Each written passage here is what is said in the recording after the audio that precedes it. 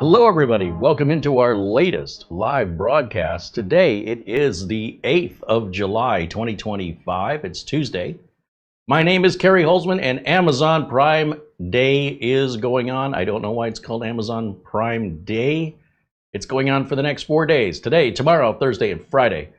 And 117 degrees is predicted for us here in Phoenix tomorrow. 117 degrees Fahrenheit. Holy moly, I think I'm not going anywhere tomorrow. At least not until after the sun sets, and even then it'll be 105. Crazy, crazy temps. Maybe setting new records here. But I live in a desert, so what are you gonna do? What are you gonna do? Today we're gonna look at the new Trycoo WO4, and that is on an Amazon Prime Day deal, I think. We're gonna find out what it is, why you might want it. And it's all shrink wrapped here, so we'll get it unboxed. We'll see what's in the box. We'll turn it on. We'll see what version of Windows it has, how many updates it's missing. You're always going to need updates, by the way. And yeah, I'll let you decide for yourselves.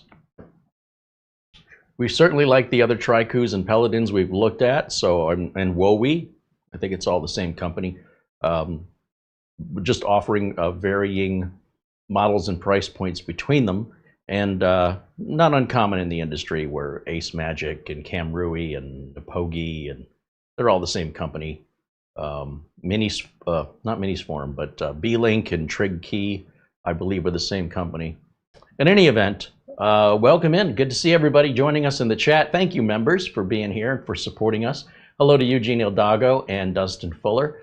A shout out and a thank you to our good friend there, Abdul Azim Patel, with a very generous $49.99 super chat. Right on. Thank you, Abdul. Our friend Buster with a $14 Amazon gift card before the show started. Buster said, look, I don't want YouTube to keep taking 30% of my contribution, so I'm just going to send you an Amazon gift card. And that way YouTube gets nothing, and Amazon doesn't take a percentage, and you'll have it right away, whereas YouTube holds it for 30 days before they send it to us. 30 to 60 days. So any way that you contribute, we appreciate it. And we certainly appreciate the thoughtfulness into the, direct Amazon gift cards, only primarily because we're spending it all at Amazon anyway. So I haven't seen anything yet that I found amazing deals. There's some good deals, nothing amazing. Maybe we'll take a look at that as well and find out what they've got in mini PCs or other computer-related items on sale. And if you were aware of anything, just copy and paste the title of the item on Amazon. Just put that in the chat. We can pull it up. Or send us an email if you're aware of a deal on Amazon and you want us to talk about it. Send us an email right over here to showcasecreate@gmail.com, and then Mara can forward that on to me so we can share it with everybody. Basically, we're just trying to help each other out. If we see good deals that we think others would want to know about, we want to tell them. That's why this is not an Amazon video. This is a YouTube video, just so we're clear. A shout out to our good friends over at SCD Keys. These are the folks that I use to buy my Windows and Office license keys legal, legit, and with support. Man, I've been burned more times on Windows license keys and Microsoft Office license keys than any other software purchase. I was buying from a key reseller that would only sell to OEMs. You couldn't even buy there if you wanted to. And come to find out, I was getting fraudulent keys from a quote-unquote legitimate seller. I was paying more for them, and I was having problems with them. I looked to buy keys at other places like Etsy and eBay. Every time a key gets sold on eBay, this account is immediately closed. So anytime you have a problem, you can't talk to anybody. This transaction's done. Not necessarily their fault, but why eBay even allows them to list, only to have their account immediately removed. Go on eBay and look for software sales and look for anybody who's got any amount of feedback. It's always going to be very low, like 0 or 1. And then immediately, once that software key is sold, it's just an AI thing. It shuts down that account. So now you're stuck. I got tired of it. And I was like, there's got to be a better way than, I'm buying too many of these keys. They're costing me too much money. I need to do something more along the lines of what Dell and HP do. And of course, they're buying big bulk licensing. There were other sellers online that would sell stolen keys. They would sell like workstation keys, which, by the way, not the same thing.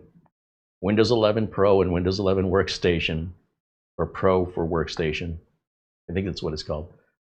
I thought, oh, what difference does it make? Oh, it made a difference, especially at my clients' offices where networking didn't work right and there were different restrictions on security implemented by default that I had to research. And all that time I spent fixing these networking problems, all I had to have done is just put Windows 11 Pro on it, or Windows 11 Home for that matter, for these offices. And I wouldn't have had to spend all that time and deal with all that support. So, lesson learned. Through a lot of research and experimentation and spending a lot of money, I found SCD keys. And I reached out to them. I said, look, we want to be able to offer these keys. I've run them through the test. Everything looks good. But you have to be able to give my audience a discount. And they said, sure. Have your audience put the coupon code CARRY in their order and you get 30% off. I was like, all right, great. And the thing is, they didn't offer to do anything for me. So when I buy a license key for Windows or Office, I'm paying the same price you are. I have to enter my own coupon code. Seems silly. It's true. I'm not doing it any differently. So pay the same price or the same process at the same place. I could not do that with the other key seller that would only sell to OEMs. I could not. You just wouldn't sell one. You'd have to buy them 10 at a time. And then oftentimes those 10 were invalid. And then you'd always have a different excuse every time it happened. And I was like, understanding the first 2 times. We went on 3 times, 4 times. The 5th time I had enough. I was like, this is clearly a scam. So on top of that, I was paying 3 times more for each product key than what SCD Keys is charging with that coupon code. And SCD Keys has 6 months of support after the sale. So just so you know, if you need a license key, that's where I shop for mine. All right, all the links for them also are in the links in today's video, below the video. So you can always go there directly and purchase your key when you need one. Let's see, Eddie Casanova says hello. There's Frankie B. Hey, Frankie, good to see you, my friend. Of course, Marlena's hanging out with us, along with Mark Gaines, Ben Laird, and 3D Everything, saying hello. Gregory Howard with a $10 super chat. Right on. Thank you, Gregory. There's Barry Klein saying hello, and Dwayne Blackwelder. I also see Andy W6AD. He says the Trycoo WO4 is the same as the Paladin WO4, except the CPU and maybe the color. Yeah. Yeah, that sounds about right. Jose Lopez joins us and says hello. Richard DeFries saying hello.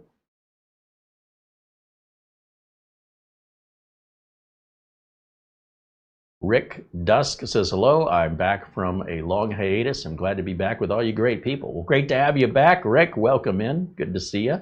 Thomas Mac T says hello.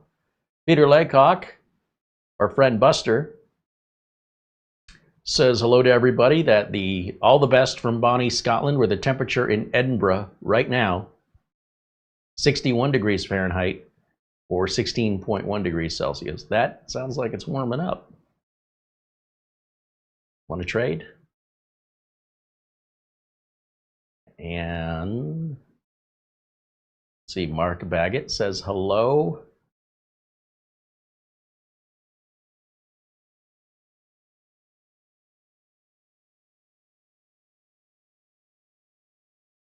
And Dazzle555 joining us. All right, well, let's get to it.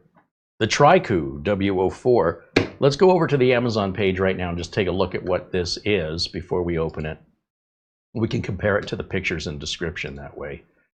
I like to do everything full transparency. Yes, they sent us the unit for free in exchange for a review, but there's no other conditions or clauses. And we certainly appreciate they have trust in us. And they're confident enough in their product that they know I don't have to follow some guidelines or get their approval before I can show you my content. A lot of companies. Whew. I would say it's more common for companies to want to control the content and control what you guys at home can watch than there are companies that truly believe in their stuff and just let us review it. So when you're seeing it here, we either paid for it or the company agreed to allow us to shoot it live. So a company like Ugreen did not allow us to shoot that live. So we just bought one. And then we found out a big flaw in it, which for me makes the whole thing useless. It is a brand new operating system for Ugreen, and I don't expect it to be perfect, but I'm also not going to hold on to it and wait until some magical day that they fix the issue. With no guest account, I cannot use it. It's the only NAS I've ever seen that doesn't have a guest account. So it was interesting to me how none of the other reviewers pointed this out. Maybe it's as if Ugreen needed to look at the video and approve it and request any changes before you were allowed to see it. How would you know? So just so you know, or maybe the reviewer doesn't understand the value of a guest account and therefore didn't even notice it was missing. Could be either way. You just never know. But it absolutely makes the unit useless for me. So in any event, let's go back over to the Amazon page here for today's review. This is an AMD Ryzen 5 5600H. This is a 6-core 12-thread CPU that'll turbo up to 4.2 gigahertz. It's got 16 gigs of RAM installed with a 512 gig NVMe SSD. It'll support 3 displays at the same time. It has dual LAN along with Wi-Fi 6, Bluetooth 5.2, and USB 3.2. Now you see here $300. That sounds about right when you consider entry-level machines are around $150 and maybe even $130. Somewhere between $130 and $140, you're going to get 8 gigs of RAM and often 256 of storage, and it'll be a SATA SSD and not NVMe on an Intel N150. That's single-channel RAM. So you can see you're getting a lot more for your money. And there's a discount code. It says sign in to redeem 20% off. So off of $300, that's 10% of $300 is 30, and you double that to 20%, that's 60. 60 minus 300 would be 240. And they do make it available with 32 gigs of RAM and 1 terabyte of storage. With this is on a Prime Day deal right here at $237.99. Whew, that's basically cheaper than this one. And you're going to get twice the RAM and twice the storage. Interesting. What about this one over here? This is the low-end version of it with $50 off. You're at $219. That's really not that much more over an N150, but it's a lot more processing power and a lot more upgradability with NVMe. So yeah, if you apply a $50 coupon on that, these are a limited time deal, so it's hard to say how long this will be on sale or whether or not they sell out first. Just so you know, it is a Ryzen 5 5600H. Now the Ryzen 5 5600H is not a spring chicken. 5600H release date. That came out initially, was introduced in 2021. All right, so one of the ways you can save a lot of money with computers these days is not to buy the latest and greatest thing. And I've been having this discussion a lot lately with people who are under the impression they need new computers when they just need to clean the one they have. And the problem is people are used to computers becoming more responsive, faster, and just overall better in the sense of it's time to upgrade. But for your average home user, they can't tell the difference between an N100, a Ryzen 3, a Ryzen 5, a Ryzen 7, a Ryzen 9, other than maybe the size and fan noise and maybe the power consumption. And the reason for that is once you reach a certain level of performance, like when we talk about RAM speed or we talk about solid state drive speed, the end user doesn't notice the milliseconds of difference that it makes outside of benchmarks, unless an end user is using something very resource intensive. Say you're rendering videos or you're running AutoCAD, or maybe you've got a flight simulator program. Something like that, you're going to be spending a lot of money because you'll never have it fast enough. Never heard a video editor say, oh, this computer's too fast. But the video editor's work still takes the human amount of time to edit the video. So when you're a video editor, for example, you still have to scrub through the video, edit, there's a lot of human interaction. That's the slowest part of the whole thing. It's only when you get to the rendering part of it that you'll notice a speed increase. Same with faster networking, 10 gig LAN, things like that. That's all well and good if you got a big office and multiple people are accessing large files at the same time, but for most home users, once you hit a gig, it's really not making much difference. We also see a lot of home users going super fast on their NVMe storage, but they can't use it for anything other than internally inside the computer because there's no port on your computer that can keep up with that. So what you end up with just an internal drive that's fast internally, but anytime you try to put data on that drive from the internet or a USB or any, where does the data come from? It's going to be it's slow. It's no faster than a cheaper, slower drive. People aren't getting the concept, and I'm going to try and find a better way to explain it. But the bottom line is that a computer from this chip, rather, that was introduced 4 years ago is still extraordinarily viable today.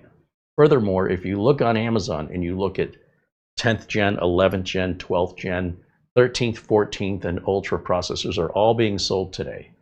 The motherboards on the old ones are hard to find, but the chip's brand new in a box. I have to tell you, if you've got a 9th gen Intel processor, or even an 8th gen, you have no reason to upgrade that today. You're fine. You can because you want to, but you don't need to. Like, it's still, basically, you're still going to hit the same gigahertz frequencies. You're probably not using any more cores, even though the CPU has more. You're probably not going to see any benefit because you're not using the ones you have now. You're not going to use any more memory, so adding more memory will not benefit you at all. It's all psychological. So trying to help save people some money when possible, to identify when they need a new computer in order to help solve whatever particular issue they might be having. I don't believe that the issue with a computer is usually solved by replacing the computer, unless the computer is no less than, I'd say, 8 years old, minimal. And even then, probably 10 years now. Once we get to a 10-year point, it's time to replace it. Keeping a computer beyond that would be a bit unwise. But even a computer at 8 years old, I'd say, yeah, it's probably due. Even though it's fully functional, everything's fine with it, you would see a benefit from replacing it. You would notice a speed difference. But if you upgraded a computer from, say, this Ryzen 5 to the next Ryzen 5, you can't really tell them apart. They maybe are 10% different in performance through generations.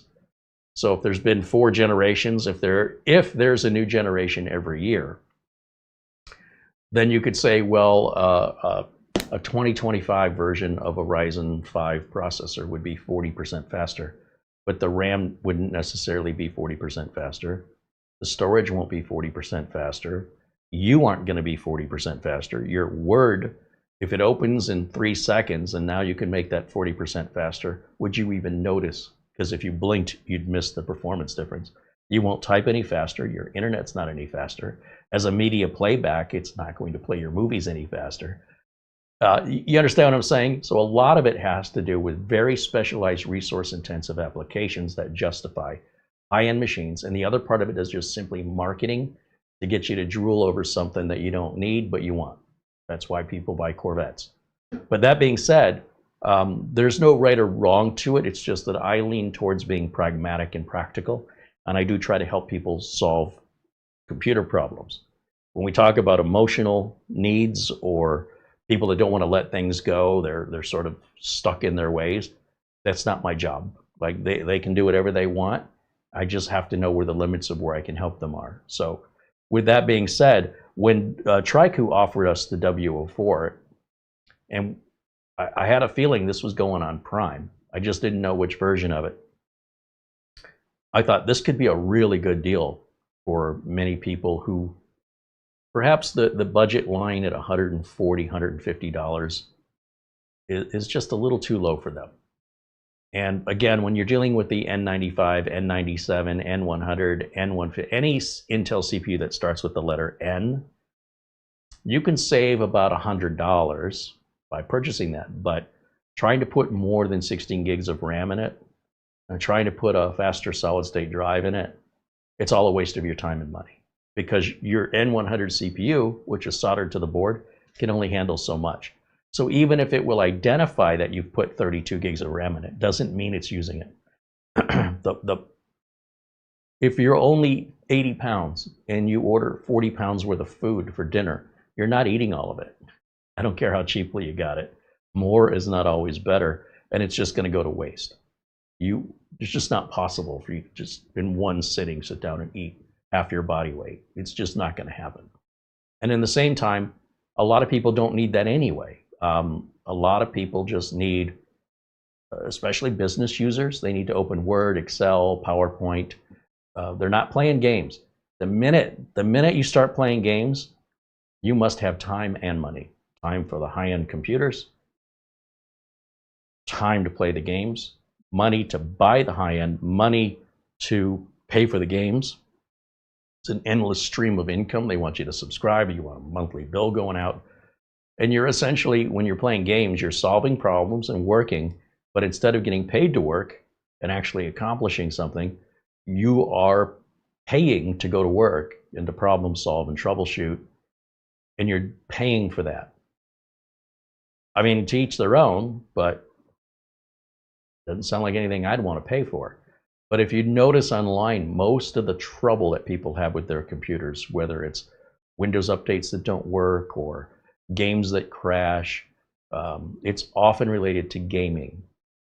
We talk about video card drivers constantly causing problems. And 2 emails. Oh, I got 2 emails. All right, thank you. So Windows updates that'll crash a system because of the anti-cheat software from, is it Ubisoft? I mean, it's just one thing after another. Then you look at people wanting these games to be taken care of forever, not to destroy them, and then it's just a whole lot of anxiety and anger and troubleshooting and money and time all dedicated to gaming.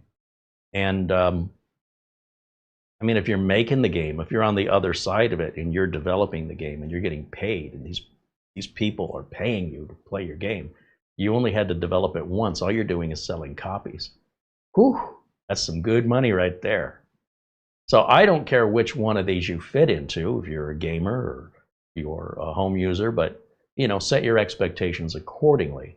I've seen people trying to play AAA title games on the cheapest computer they can buy, and they're trying to upgrade it to make it capable, and it's never going to work. It's never going to work well anyway. It's going to cost them way more money over the period of time that they start adding more things than just buying it out of the box at 3 times the price to do what you need to do right out of the gate, and then save all that time and save all the additional expense. But this is the culture. It is exhibited multiple times a day throughout forums and discords and other content creators, just constantly showing you how to fix troubles with games, and a lot of it has to do with spending money. So that's all well and good, but it's just not what we do here. I don't have any interest in that, because honestly, it's there's not enough meat on the bone for that to maintain any business from my perspective. If you don't believe me, ask GameStop. But that being said, we're going to take a look at today's machine here, the WO-4, and we'll just check emails before we get started. And let me jump back over to the chat room here.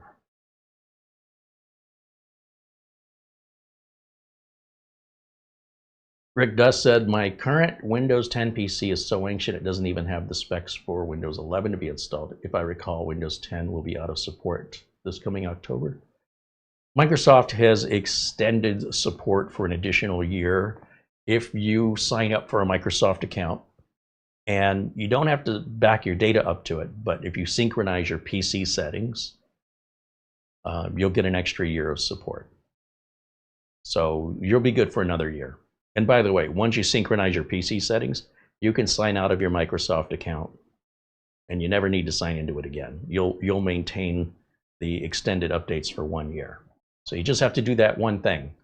If you don't want to do that one thing, You probably shouldn't be using Windows, and I don't mean that in like a way of superiority.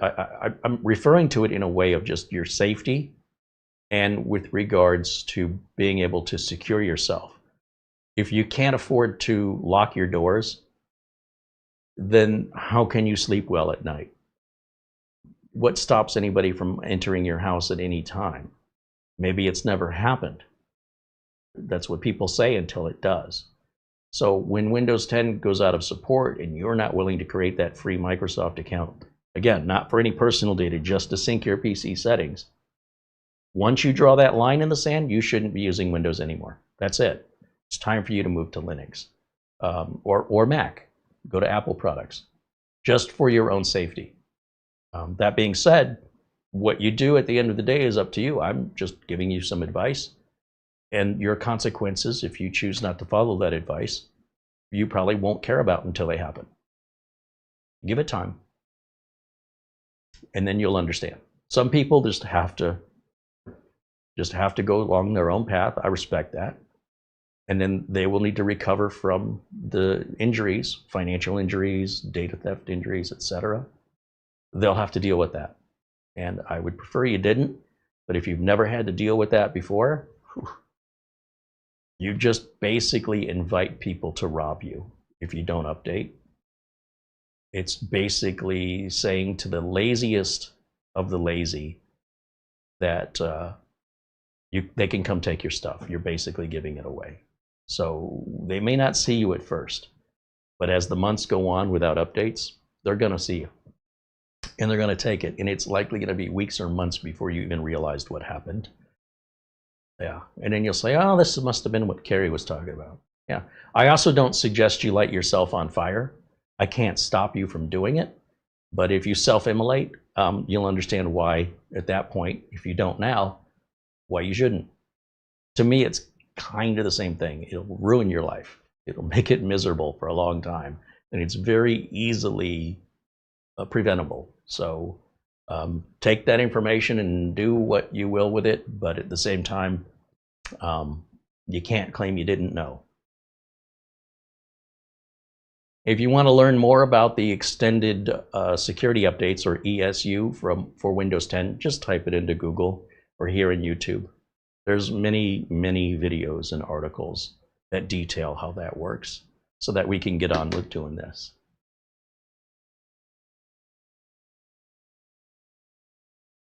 Our friend Buster says he's got a painful back today. Oh, that sucks. I never really, I grew up when you had pain, you just suck it up and push through. Until I had back pain. That is a different kind of pain. And until I experienced it, my empathy for it changed real quick. So, yeah, that's not like any other pain I've ever had before. So hopefully it's not too bad, Buster. But try not to aggravate it. I guess that's the best thing I can tell you. There's Michael Lavelle joining us and says hello.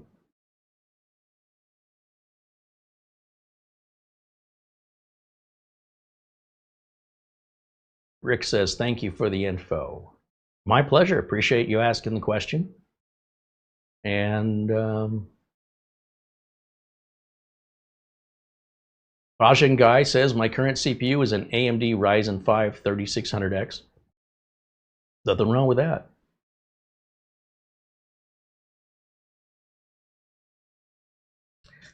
Okay, let's check the old email here, and then we'll get to our unboxing. Where is my glasses? I gotta have my glasses.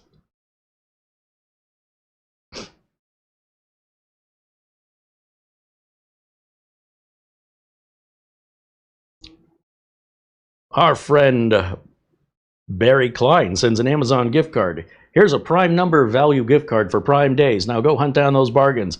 $29 Amazon gift card. That is a Prime number. Thank you, Barry. And our friend Mark Gaines. Mark sends a $75 Amazon gift card. Hope you enjoy this gift card. Here's a little extra for the channel. Right on. Well, thank you. Actually, it just says Mark. I'm assuming that's Mark Gaines. I don't know why Amazon does that. But thank you, Barry. Thank you, Mark. Thank you, Buster. And thanks, of course, to all of our members joining us here in the chat. If you're watching this video live and you cannot chat, it's because you're not supporting us. So we're asking for people to support us so we can continue to buy the products we want to review without being beholden to any corporation or having to read their words out of my mouth. I don't want to do that. That's what almost all tech channels do. Nearly all of them are basically reading scripts and are controlled by corporations, and that's how they pay their bills. And I'm not saying there's anything wrong with it, but there's a difference between a review and a commercial. And if your ad blockers that you use really worked, it wouldn't let you watch a lot of the content here on YouTube because the content is nothing but a big commercial. What we're doing here is I'm introducing you to products that are potential considerations for you to consider that might solve a problem for you that I would offer no differently to my clients. I run a real computer repair business. That's the heart and crux of my career. The YouTube is an extension of that, where I'm basically running the same business that I do privately for customers with the worldwide audience. The problem is when people are paying me for my advice and my tutelage, they always say thank you. When we give it away for free, there's a certain percentage of viewers that will take it and then complain about it. If you don't like it, don't take it. So because of the propensity of the general public, the percentage of trouble, people causing trouble or looking for attention because they're sad and lonely, we have had no choice but to separate out the people who support us from the people who just watch us. Without the people who support us, there'd be nothing for you to watch. So the good news is you can always join us. We're happy to have kind, like-minded individuals. We have the most amazing community here that will bend over backwards to help you. But if you come in here and you're rude, you're going to find the door real quick. And I also know that anybody rude, well, they'll take something that they don't like, they'll grab it right out of your hands and then complain about it. They'll take it from you as if they're entitled to it and then complain about how terrible it is. Those people will never pay $1. So we're solving two problems. We're solving one being sponsorship and turning into a big commercial like all the other big tech channels do. And we're separating out the troublemakers, the people that are there to just take for themselves and be completely inconsiderate to the rest of the community. Like nobody else matters but them. We don't need them here. But if you're kind, as most people are, we'd certainly love to have you be a part of our community, for sure. You're always welcome here. But the others, no. And they solve their own problem, right? The minute you put up a paywall, 90%, 99% of the troublemakers, it all just stops. So all I'm saying is nobody's throwing a beanbag at the dunk tank for free. You pay money and then you get to throw your beanbags. So if you do want to come in here and criticize me, if you want to dunk me, pay the ticket price and then you can throw your beanbags. I've become a clown attraction for some people. All right, let's get this thing open and see what's going on in here. And thank you again to all the members for making this free content available to viewers worldwide who will tell us how terrible we are if we let them. Who are they? I have no idea who they are. Doesn't that matter who they are when they're criticizing? They don't seem to think so. I'm anonymous, but my opinion matters. No, it doesn't. When people, say Mr. Beast or, some big content creator comes in, or even my peer, when I have peers who want to tell me what they think, other content creators that are technicians, I'm listening. But when it's just a random nothing on the internet, could be even a bot for all I know, may not even be a real person. They say, I have a right to my free speech and I have a right to my, cowardliness by not telling you who I am, then your opinion is worthless. If I don't know who you are, then what you think doesn't matter. And they can't seem to get this through their heads, but thank goodness we don't have to deal with that anymore. So it's pretty bad out there, let me tell you. I have no control and no authority, but what I have to say matters. No, it doesn't. Or as we would say in the 1980s, make me. No authority, what are you going to do? All right, here we go. Enough of that.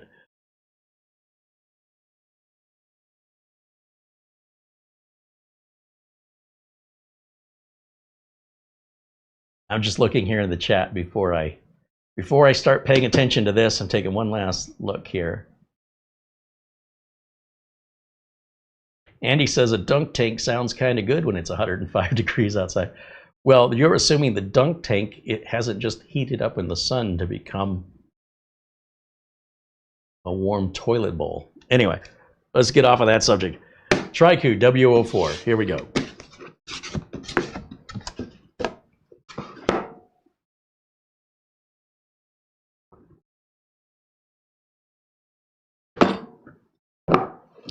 Okay, here we've got documentation, the mini PC, and then under here,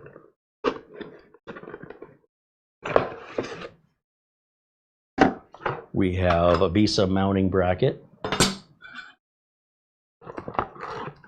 power cable, HDMI cable. That's a really short HDMI cable, so if you wanted to mount the mini PC behind your monitor, make it look like you've got an all-in-one. Otherwise, it's probably too short to use. We've got our power adapter here, and this power adapter says it's 19 volts, 4.74 amps. It does not say Trycoo on it. This is pretty common. I would write Trycoo on this just so these two, if they ever get separated, you don't want to plug the wrong power adapter in.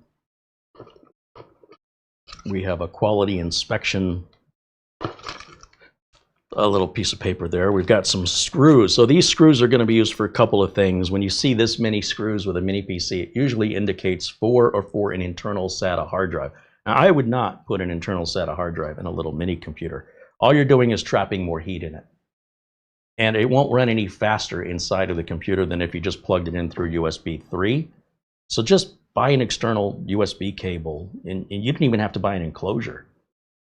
But if you don't want to take my advice and you insist on putting a 2.5-inch SATA drive in here, you've got screws for that and screws for the bracket for mounting it. And then finally in the box, we have the aforementioned SATA cable. Again, I think this is your own self-punishment. If you choose to go that route, you absolutely can, and you absolutely should not. If you respect your computer and you don't want it to get too hot, it makes a lot more sense to not put your eggs all in one basket. Just simply buy a little $6 SATA to USB cable and just plug it right into one of your USB ports. It will run the same speed without trapping all the heat that will affect your RAM, your Wi-Fi card, and your NVMe drive. They offer you that ability, and I would not do it if I were you. This isn't 1998 anymore. So with that being said, let me go back over to camera 1, and let's get this thing powered up, turned on, and see what it's like. Oh, I like the color of it here. It's kind of almost like a gunmetal color. It's all plastic, so it's lightweight. And not a lot of USB on here. However, you know, there's always USB hubs if you have that many devices. I think, you know, you've got the two USB 3s right up front with a Type-C right here. You've got a headphone jack, headset jack, so headphone microphone, 3.5 millimeter. The orange power button, ventilation.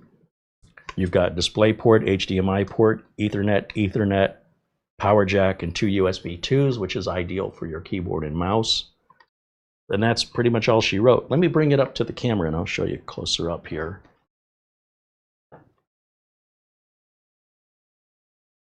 So we'll start off with the front. We've got a little plastic on here that's meant to come off.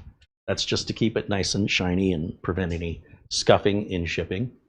We've got a warning label up here that basically tells you that the top cover can be opened directly. Press delete to enter BIOS, F7 for boot options. Please tear off this label. Okay. We'll try that. In the back, you'll see there's this little notch. Look at that. That just opens. There's magnets on the lid. And inside, you can see we're not in dual channel mode here. So the machine is not running as fast as it could be running if they had given us 2 memory modules. The downside of giving us 2 memory modules would be if we wanted to upgrade, we'd have to replace both modules. So right now we've got a 16 gig module. If we bought another 16 gig, doesn't have to be the same brand, but it shows it's DDR4 3200. Just get another SODIMM 16 gig DDR4 3200, pop it there, you've doubled your RAM to 32. If they had given us 2 8 gig modules, we'd have better performance in dual channel, but to jump to 32, we'd have to buy 2 16 gig modules. We've got a heatsink included, I mean to say, on the NVMe drive right here. And underneath that is our Wi-Fi card located under. And there's nothing else other than at the bottom of the lid, there's this raised plastic to put a 2.5-inch SATA drive, which again, I don't recommend.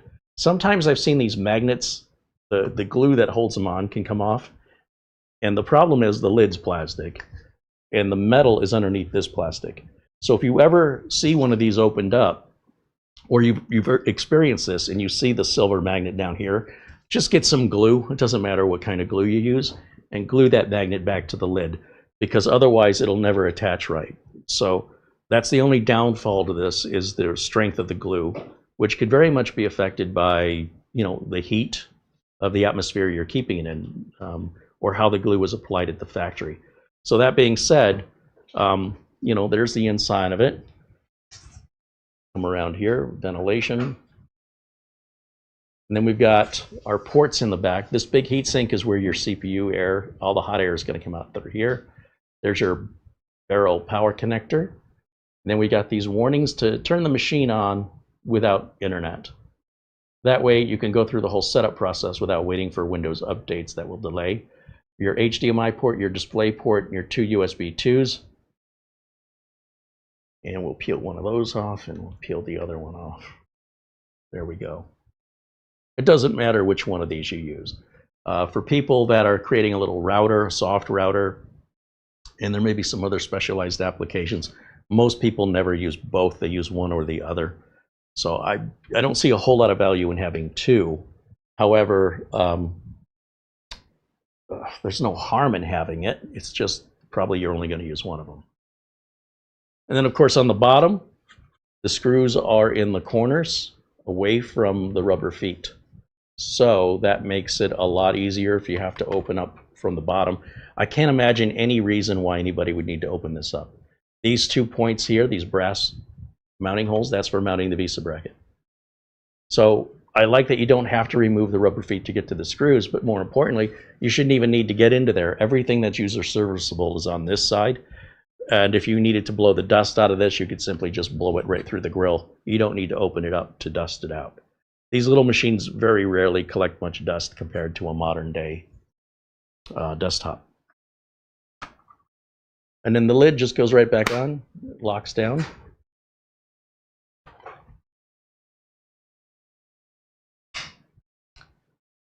We can use this later as a thumbnail. Hopefully I got something. We'll see. But overall, I really like the design of a lid that, you just pop that off. I love that we don't have to remove any rubber feet or need any jeweler screwdrivers. Everything's easily accessible. So let's get it plugged in, turn it on for the first time, and see what our setup is like. As a reminder, I do not connect to the internet until after I'm at the Windows desktop. on any new build, whether I built it myself or it's something brand new. If it's a desktop, a mini PC, a laptop, it's always the same. Never, ever connect it to the network until after you set up Windows and get to the desktop. The next step will be to add it to the network, whether that's Wi-Fi or a wired connection, either way. I'm going to plug my keyboard and mouse into the back here on USB 2. And we're going to turn the keyboard on like this. I need a power cable. This is a cloverleaf style power cable here, which I just happen to have an extra long one here. We'll plug that in. And then I need an HDMI cable to go out of this into the camera, which I have under my feet. I'm keeping it from running away.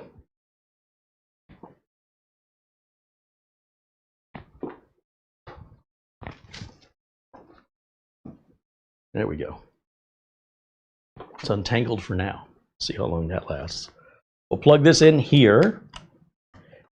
That's it, just the three things: power, HDMI, and our keyboard mouse. Turn it on. You'll see there's a small blue light that comes on the front when we power it up. And then I'm going to switch over to the output of this. Here we go. First time power up. Live, unscripted, and unrehearsed.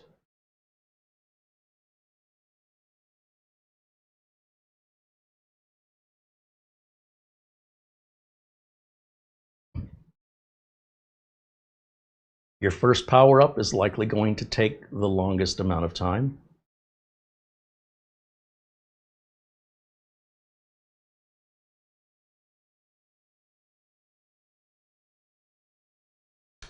So be patient.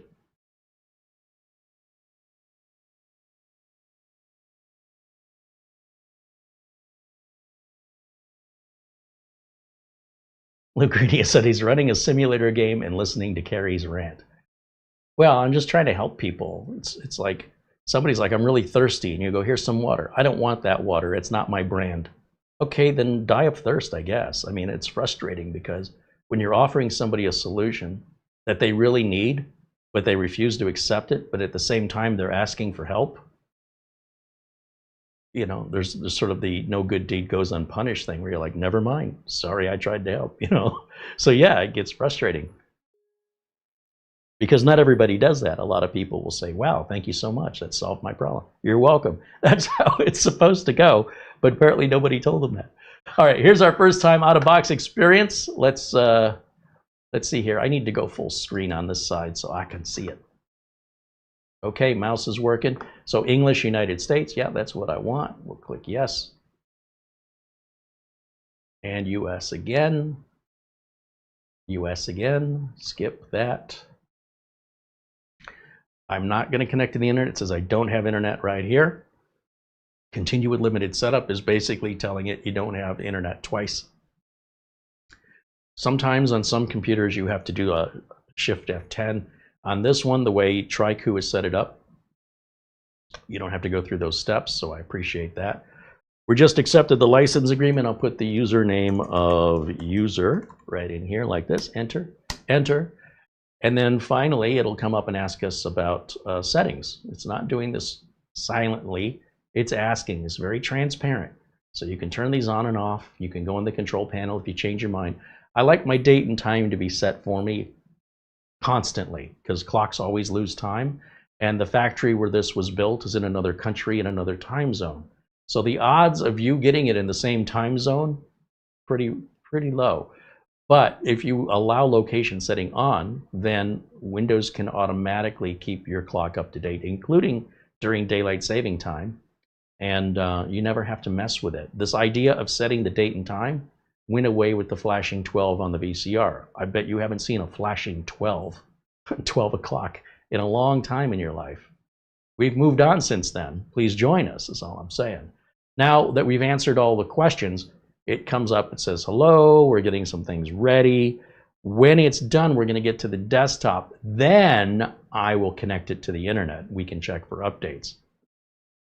This is always the same process. If you've been watching me since 2009, I've been doing this in every single new build, new laptop, new mini PC, any new computer, first time boot up. It's always been the same for the last 20 years.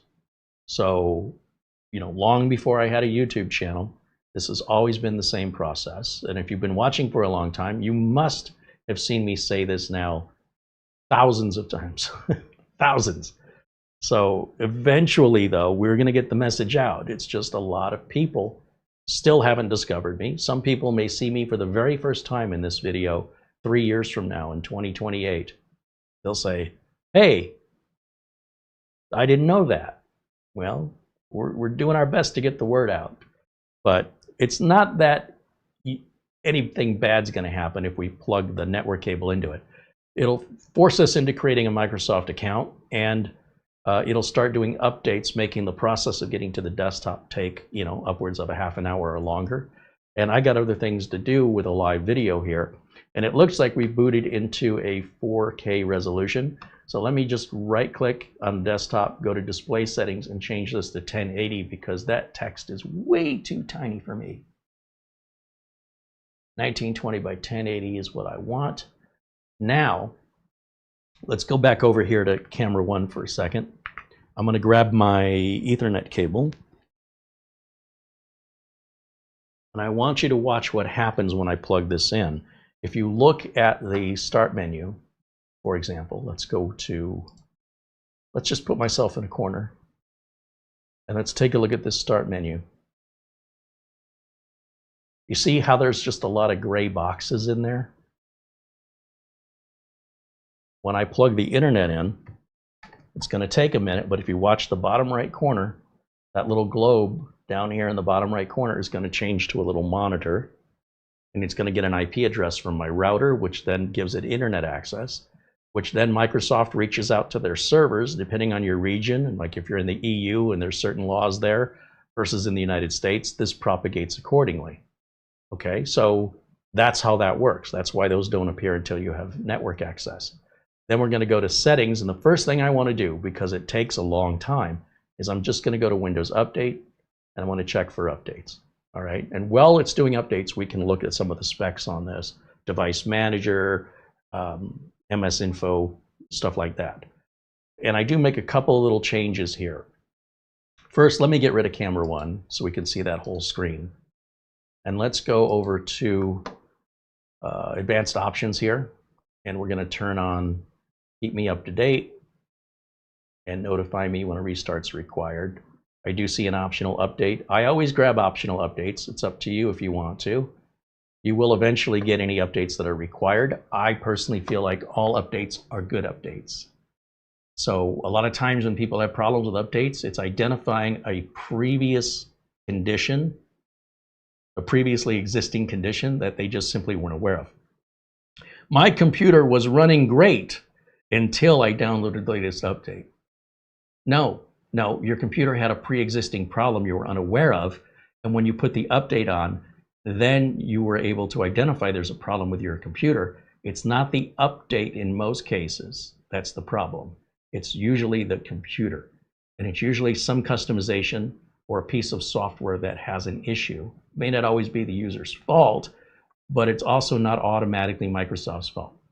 Sometimes it is, but you'll know because if it's a Microsoft issue, it'll be on the news. It'll be, anywhere outside of YouTube, basically. When it makes it to your local evening news, then you know it's a problem. When you're only hearing about it on Reddit and on YouTube videos, it's not even newsworthy. All right, so just keep that in mind because a lot of people like to scream that the sky is falling simply because an acorn fell on their head. I guess they don't teach kids that today.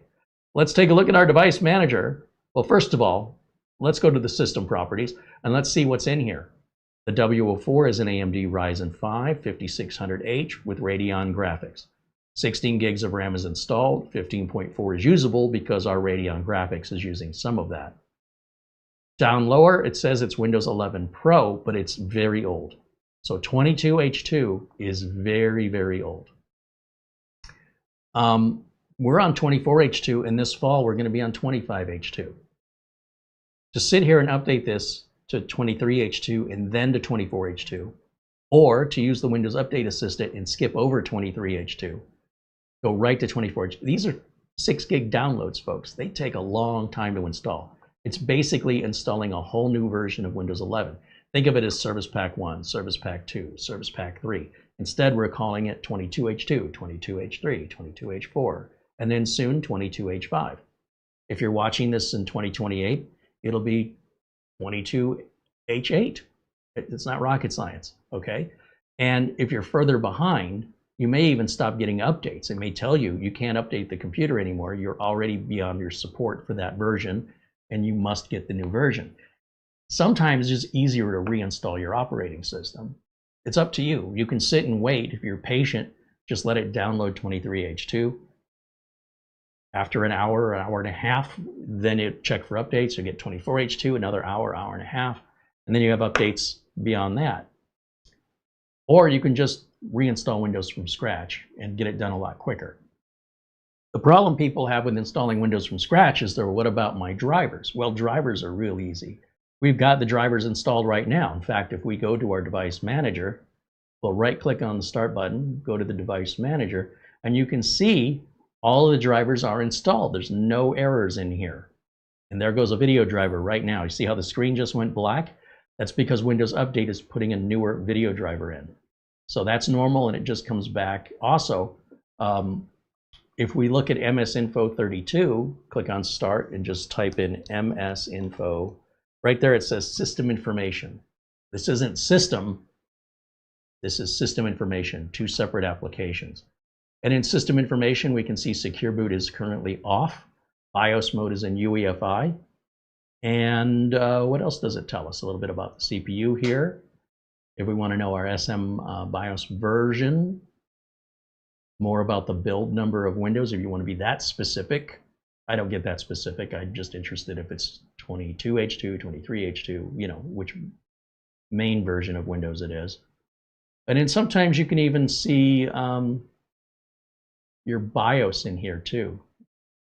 This says SM BIOS 3.3, but I don't know if that's the system BIOS. And turning on Secure Boot's really easy, but I don't want to do that until after I've installed Windows. Now, if I wanted to, I could back these drivers up right now. And you're all probably going, well, yeah, you just use a driver program. No. I am not going to ruin a brand new computer configuration with some third-party software, especially free third-party software. There's one exception, that's my optimizer. And it doesn't really reside on the system. It makes some changes, all Microsoft approved changes, and that's it. You run it one time, it's done. I'm not using a Revo uninstaller. I think you're out of your mind. I understand why you used to use it, and I understand there may be a rare occasion that something will not uninstall. Then I will make an exception, but I will only use the portable version of Revo. I will never install a piece of software whose job it is to uninstall pieces of software. It's the dumbest thing I've ever heard. Secondly, programs like CCleaner, any system tune-up utilities, it's all garbage. I strongly recommend you avoid those. As a real working computer technician, I don't use those. I don't know anybody who does. Nobody I respect in this industry that claims that they're a technician and actually gets paid from customers uses system utilities, unless they're coming from Microsoft, or unless there is an unusual scenario that would be an exception. But that's so rare. Today's Windows 11 is so far superior, and it's people holding on to the old stuff and old computers and old methodology and old education that are the main source of all the misinformation online. You know, you were taught something, and at the time you were taught it, you were taught correctly, such as defragmentation. It's not a thing anymore, not unless you're still rocking an old computer and an old mechanical drive, in which case the old line of thinking still applies. But if you want to join us with modern technology, you don't need to know all of that. It mostly takes care of itself. I still recommend tune-ups on a regular basis, about once a year, and that's at once a year before you need it. If you wait 3-4 years, then things tend to get a little bit bogged down. You might feel like I need a new computer, when really what you do is just clean that computer. But in years past, with like Windows XP, you plan on doing a reinstall every year. That was just normal operating procedures. So we've come a long way since then. And if you embrace it, you'll understand that you don't need all that extra work, that all these special utilities you learn to love, they've become obsolete. And the companies that make these pieces of software, they don't want to go out of business. So they'll continue to tell you why you should still buy their software, you should still use their software, because they don't want to go out of business. That doesn't mean they're helping you. They're looking out for number one, and they always have been since day one. And once you understand that, it becomes very clear what their motivation is, and you can do your own testing and see for yourself that these system cleanup utilities make no actual difference in system performance or reliability. And prove me wrong. Make a video and show me a system that doesn't work, and then run any system utility on it. Run SpinRite on a failing hard drive. I'd love to see that video when you kill that drive. You'll spend $90 to kill a $40 drive. I don't get it. Or it does nothing at all. It's all a placebo. It's making you believe it's actually doing something useful, when in fact what it's doing is highly technical and makes very little, if any, difference in the real world, other than it's probably the worst thing you can do to a hard drive, because you're going to force that hard drive to work harder than it's ever worked running that application.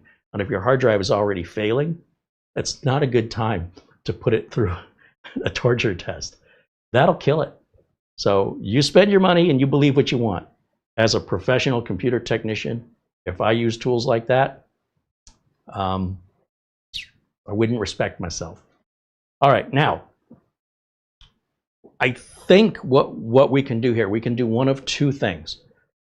Rather than wait for all these Windows updates, we can just put Windows 24H2 on here, wipe it clean. After we wipe it clean, we're probably, I mean, I don't know until I do it, but we're probably going to be missing some drivers. So we can pull the drivers off of this right now that are in here with a Windows command. You don't need to download, install any software, period. You do you. But again, if I saw you doing it and you claim that you're technically capable, I'm going to shake my head and say, no, you're not. I disagree. Doesn't matter what I think. Okay, but if I were considering hiring you to work for me, you would not be doing that on my client's business computers. And if you didn't know any other way how to do it, or you thought any other way was too hard, you're not cut out for this job. That's my opinion. That being said, many of you swear by those third-party driver installers. Okay, you might enjoy broccoli too. Doesn't mean I'm going to eat it.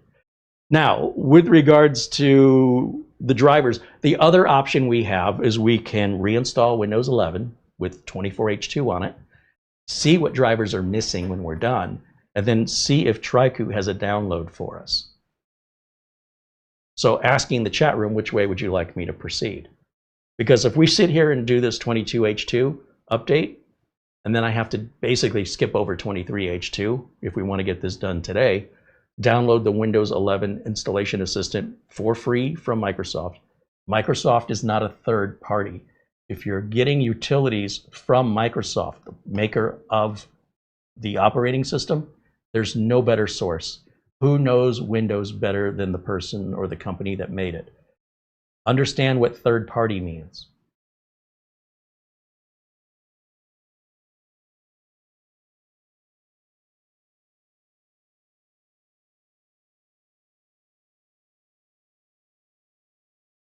Icarana says, I prefer changing scaling from 100% to a higher number when dealing with higher resolutions. The reason I don't do that is not every application scales. I've had issues with OBS and a couple of I don't know if it's Syncovery. I have a couple of apps that don't look right. They don't scale right.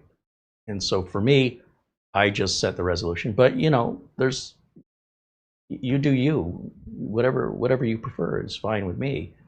But I assure you, there's a method to my madness.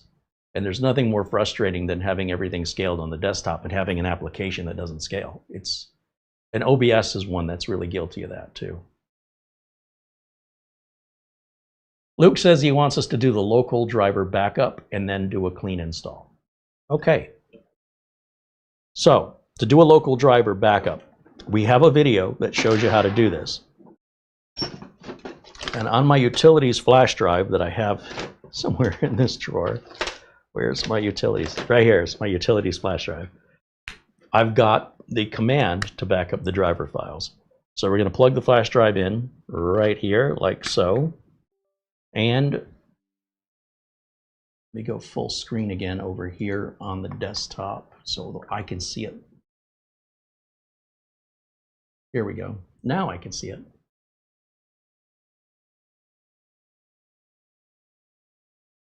Why do I have a network? What is all this? So Paladin has added all of these folders. This is not a normal Windows 11 install. Or Trycoo. They've modified this installer, which makes me question it. We should only have this PC and a recycle bin on a new install. All this other stuff, they have manually customized on their install, which is shady. I don't like that. That's another good reason for us to reinstall, because if they did that, what else did they do? What aren't we seeing?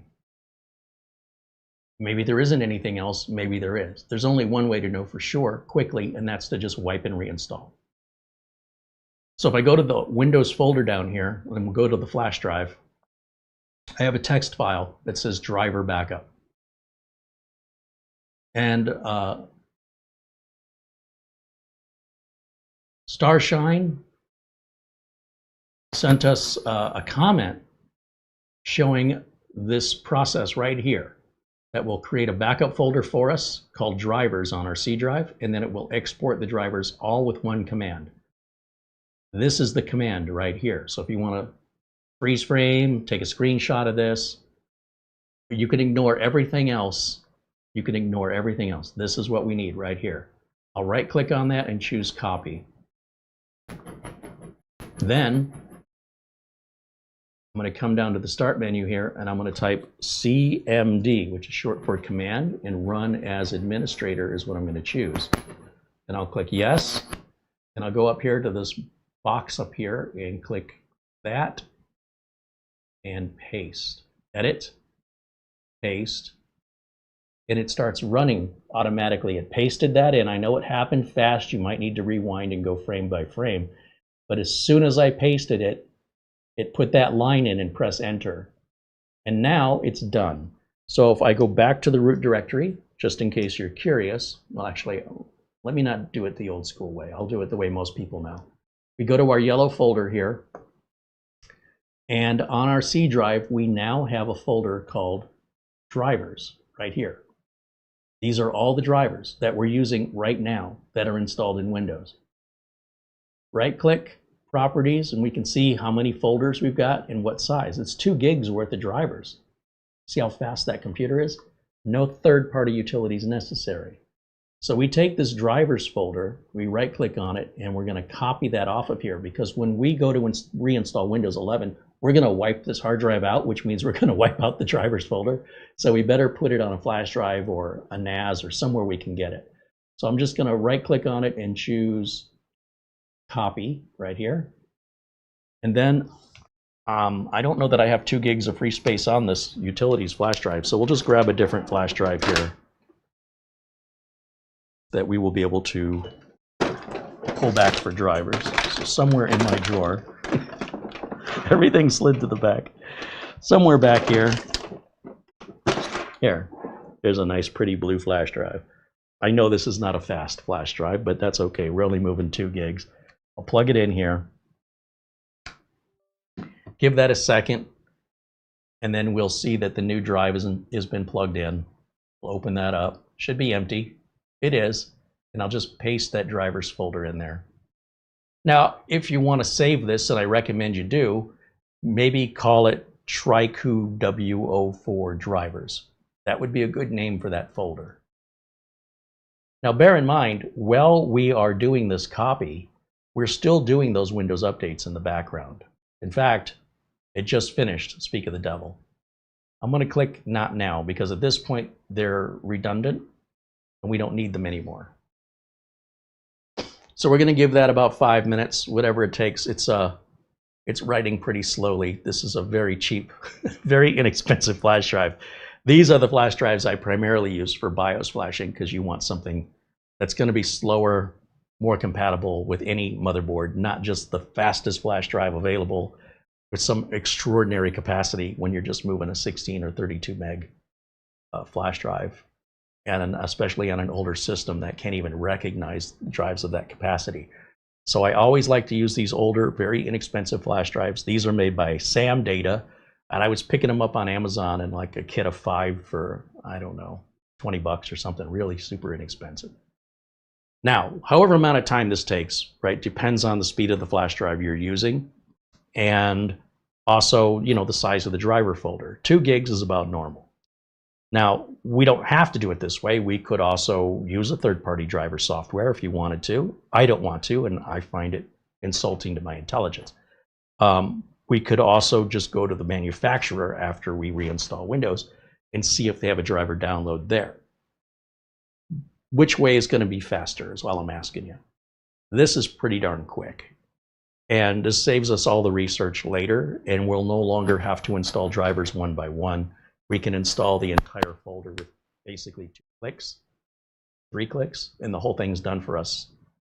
So we'll have to copy the files back off of the flash drive once we reinstall Windows 11. To reinstall Windows 11, I just use the same Windows 11 installer I've been using. Well, every year I update this. When 24H2 comes out, I always update my flash drive. Legal and free from Microsoft. I only use SCD keys to activate. Do you know what happens if you don't activate Windows? Nothing. Activation is 100% optional. There are some personalization features. You cannot change your wallpaper and stuff without activation. You get a watermark forever that says you need to activate Windows. But Windows always works. It works no differently. It doesn't work any slower. It doesn't prevent you from running anything. You never need to activate Windows. You choose to, but you don't have to, okay? But the main thing is that we're not pirating Windows. We're not going somewhere other than Microsoft to download our master image. And that master image changes every time a new version of Windows comes out. So 22H2, 23H2, 24H2, I completely rebuild my flash drive from scratch. And I use a free third-party application that's portable called Rufus that allows me to bypass the requirement of a Microsoft account, and will continue to do so in 25H2 and all the nonsense and fear-mongering that goes online about, oh no, Microsoft changed it. I don't know why you guys are even dealing with that. If you just use Rufus to make your install media, you can let these people shout at windmills, you know, tilt at windmills. They're basically shouting at the walls. Just turn around and look, and you'll see there's space in the room. You're not locked in the room up against a wall. Just turn around and look the other way. It's a pretty big room. So this is what I'm seeing, people that are oblivious to their realities and choosing to only see the wall instead of seeing the room. In this way, by using Rufus to create my Windows installation media that comes from Microsoft, I know I'm getting an authentic copy of Windows that I don't have to deal with the bypass NRO or Shift F10, never, ever, ever. And I won't have to do it in 25H2, I won't have to do it in 26H2. It's always going to work, always going to work. So if you want to do it the hard way, knock yourself out. But again, you wouldn't be working for me if you were doing that. I need my techs to know what they're doing to get in and out quickly and to stop wasting time and tinkering. We got to get work done. We got to help customers. We got to get paid. Now, with our drivers copied over to the flash drive, I can put my Windows 11 installer right in here, and we can restart this computer. And we'll do start. And I'm just going to choose restart. There's no point in me installing those updates because we're about to wipe this hard drive out. This is all important when you get a brand new computer, that you test it by running your Windows updates and make sure that nothing's crashing. Before you start, I know you're anxious. I know you want to put your email in your printer and you want to do all that, but I'm telling you, you're going to end up doing it 3 times. If you don't do it right the first time, you might do it wrong. And then when you fix it, you might do it wrong again. And when you fix it, you might do it wrong again, or finally get it right. Regardless, you're taking too long. So again, if you're working for me, you will follow the procedures that I pay you to do and that the clients are paying you to do, so you can get in and out in a relatively, we can estimate how long it'll take and make sure that if there's any problems, we identify them before we have to redo any work. So here I did not press the delete key in time. So what did it say? F7, I think, were our boot options. That's what the sticker said, right? So this time I'll pay more attention. As soon as that word restarting goes away, I'll start pressing F7. Here we go. And just repeatedly pressing it over and over again. And eventually it should come up with boot options. There we are. So I want to boot to my USB drive right here and press enter. And now this should begin our Windows 11 24H2 setup as though this were a brand new computer that's never had Windows on it before.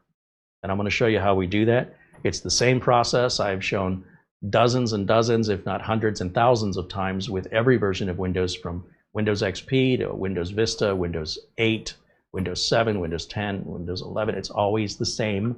It doesn't matter if it's a laptop, a mini PC, or a computer we just built ourselves. It's always the same. Now in just a moment, as it reboots, it should start from that flash drive, and we should get a power on self-test here any minute now. I don't know why it's taking this long, which is a little concerning, but patience, especially on a new build that you're not familiar with. These first few boots and setup procedures might take a little longer than what you're used to. Unless you do setup procedures all the time, like I do, and then you realize, yeah, these could take a bit longer than what, when it's all set up, it'll boot a lot faster. So I'm not sure what our hang-up is right now. It does have me a little bit concerned, but I'm still going to give it just a little bit more time. It seems like it's trying to reach out to something and it's waiting on a response. And the amount of time it's going to take me to dig into that, it could have already booted. So that's why it's faster to be slower in many cases. And we get a definitive answer here. We're only going to have to do this once. So one time you had to wait 5 minutes for a boot, which it may not take that long. So what? You want to spend an hour and a half trying to figure out why it takes 5 minutes to boot? You be my guest. I got other things to do. So unless this goes, a few minutes without any progress, in which case we're forced to have to try something different, something incompatible maybe with the flash drive, or that it's being hung up on something else that I'm not aware of. But I want to give it time to process whatever it's doing, because it's not telling us. I just have to guess. So my guess is, I don't know what it's doing, but I'm guessing it's doing it. This is not normal for it to take this long. But again, unless it's a problem that occurs again, it's a one-time thing. And whatever it's waiting for, it appears to be waiting for something. We just have to let it time out. In the meantime, let me jump over to the chat and see if there's any questions while I'm stalling for time on that.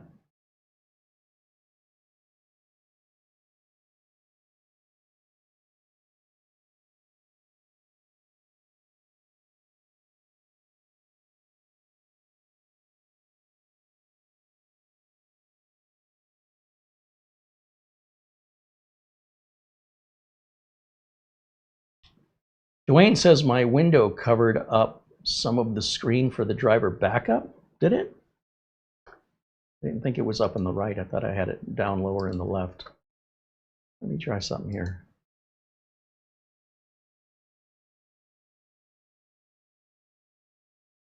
Let me see if we can rewind this.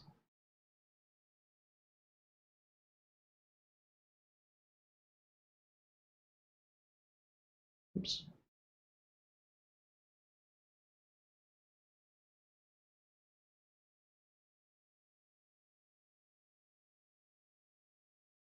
No, it didn't cover it up at all. What are you talking?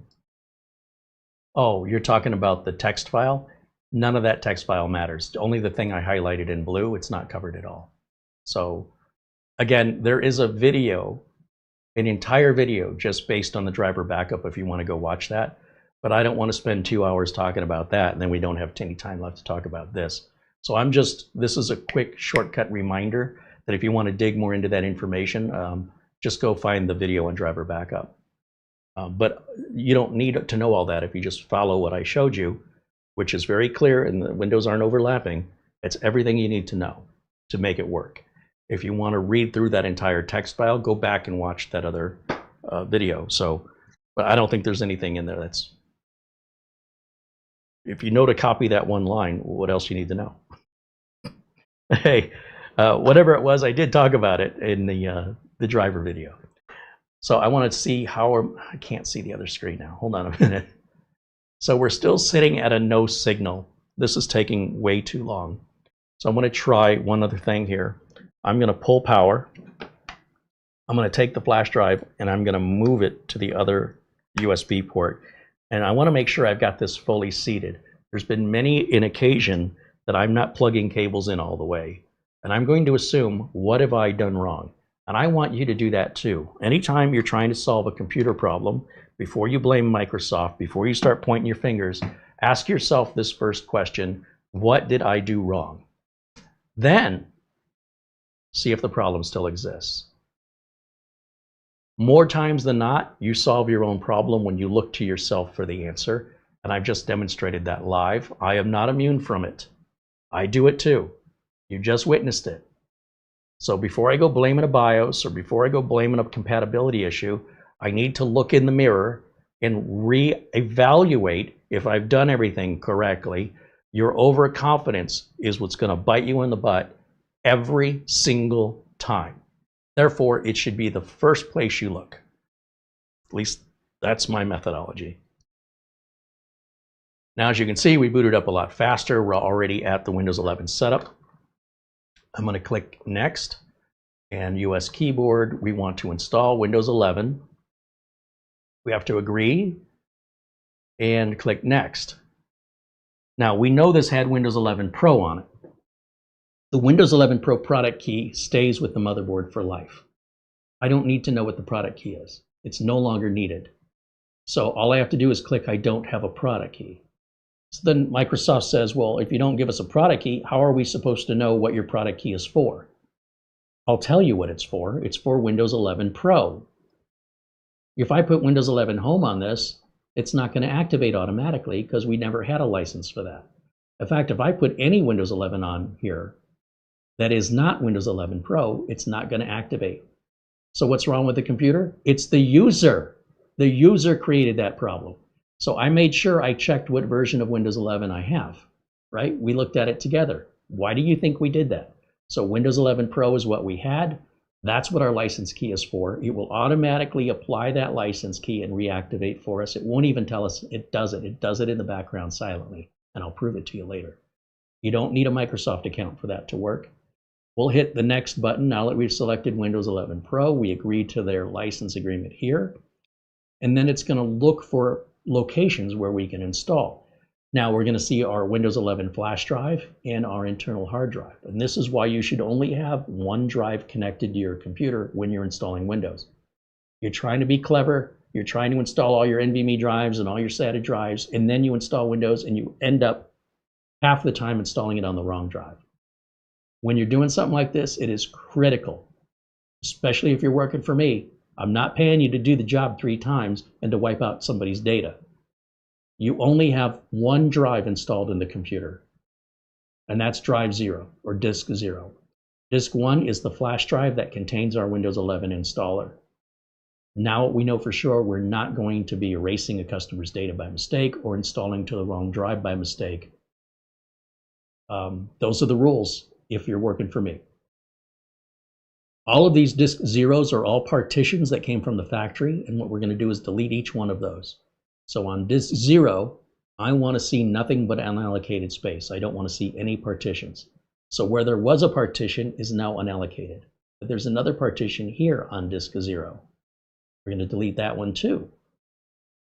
And now that unallocated space will become bigger, and it'll now grow to the size of the partition we deleted. This one here, again, disk 0, another partition, we're deleting that one. And this unallocated space will grow. And we're going to delete this one here. Now you notice it says there's unallocated space and unallocated space.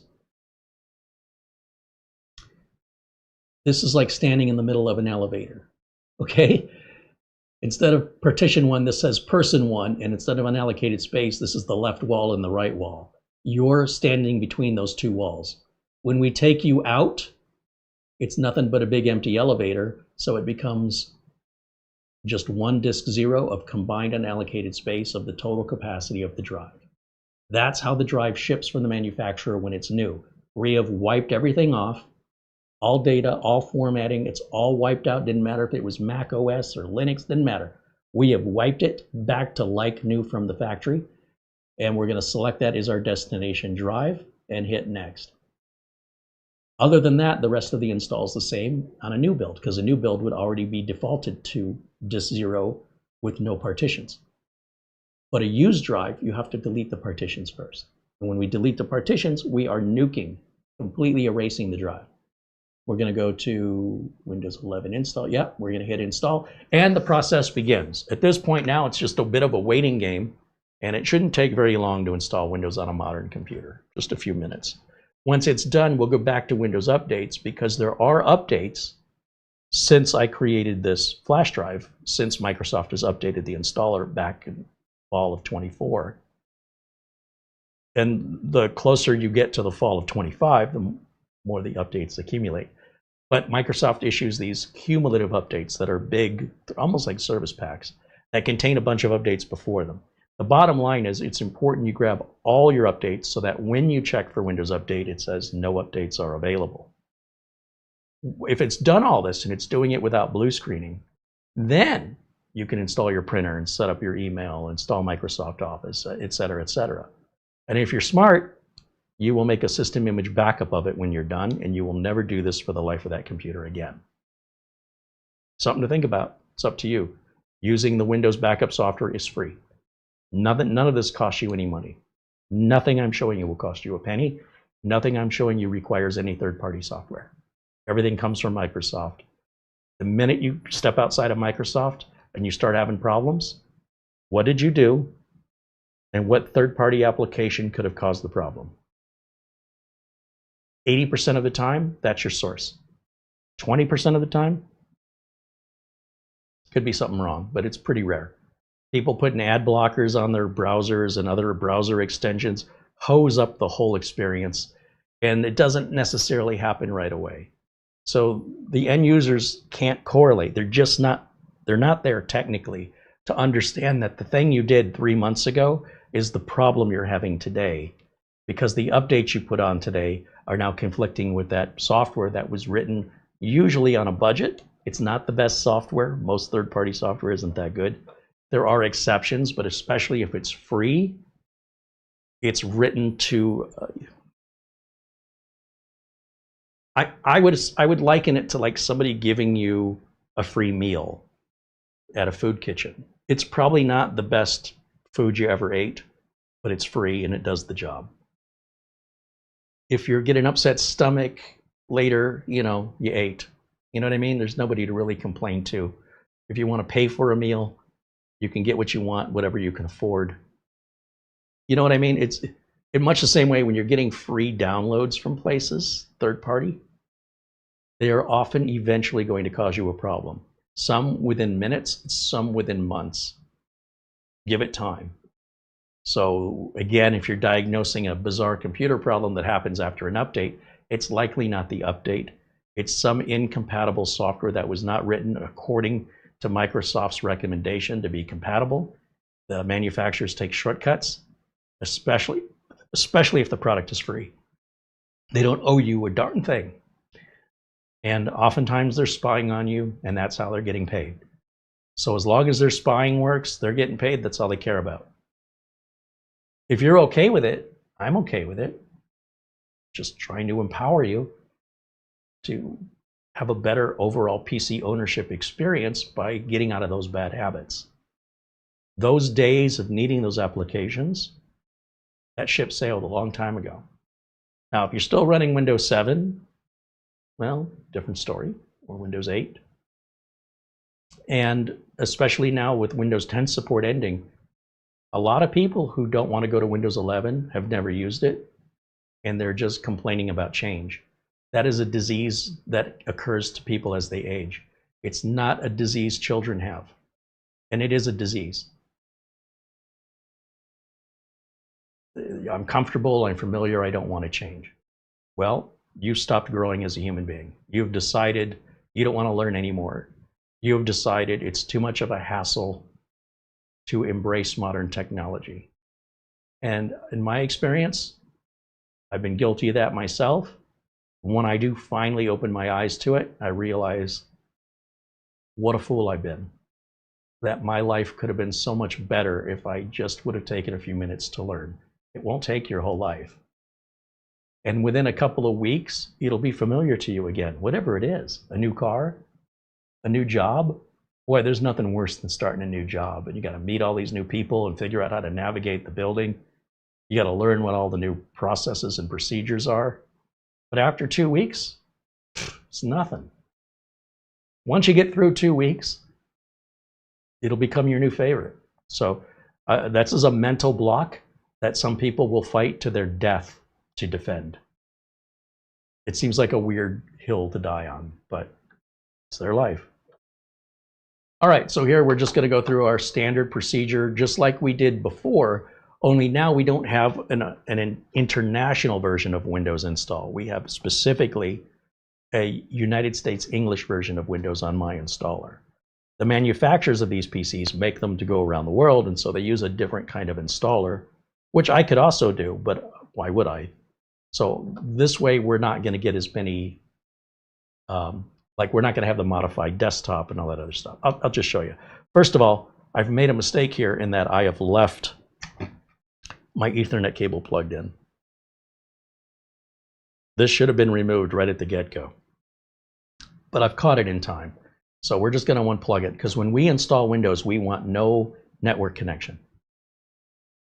All right, let me go back over to my full screen here. Right-click, full screen. Where's my full screen? Open source projector, there it is. Yeah, so I'm going to click the same things we did before. You'll just notice they look a little bit different than the international install of Windows 11. I'm going to skip a secondary keyboard layout. We're going to click I don't have internet. Why does that appear? Because I used Rufus to make this installer.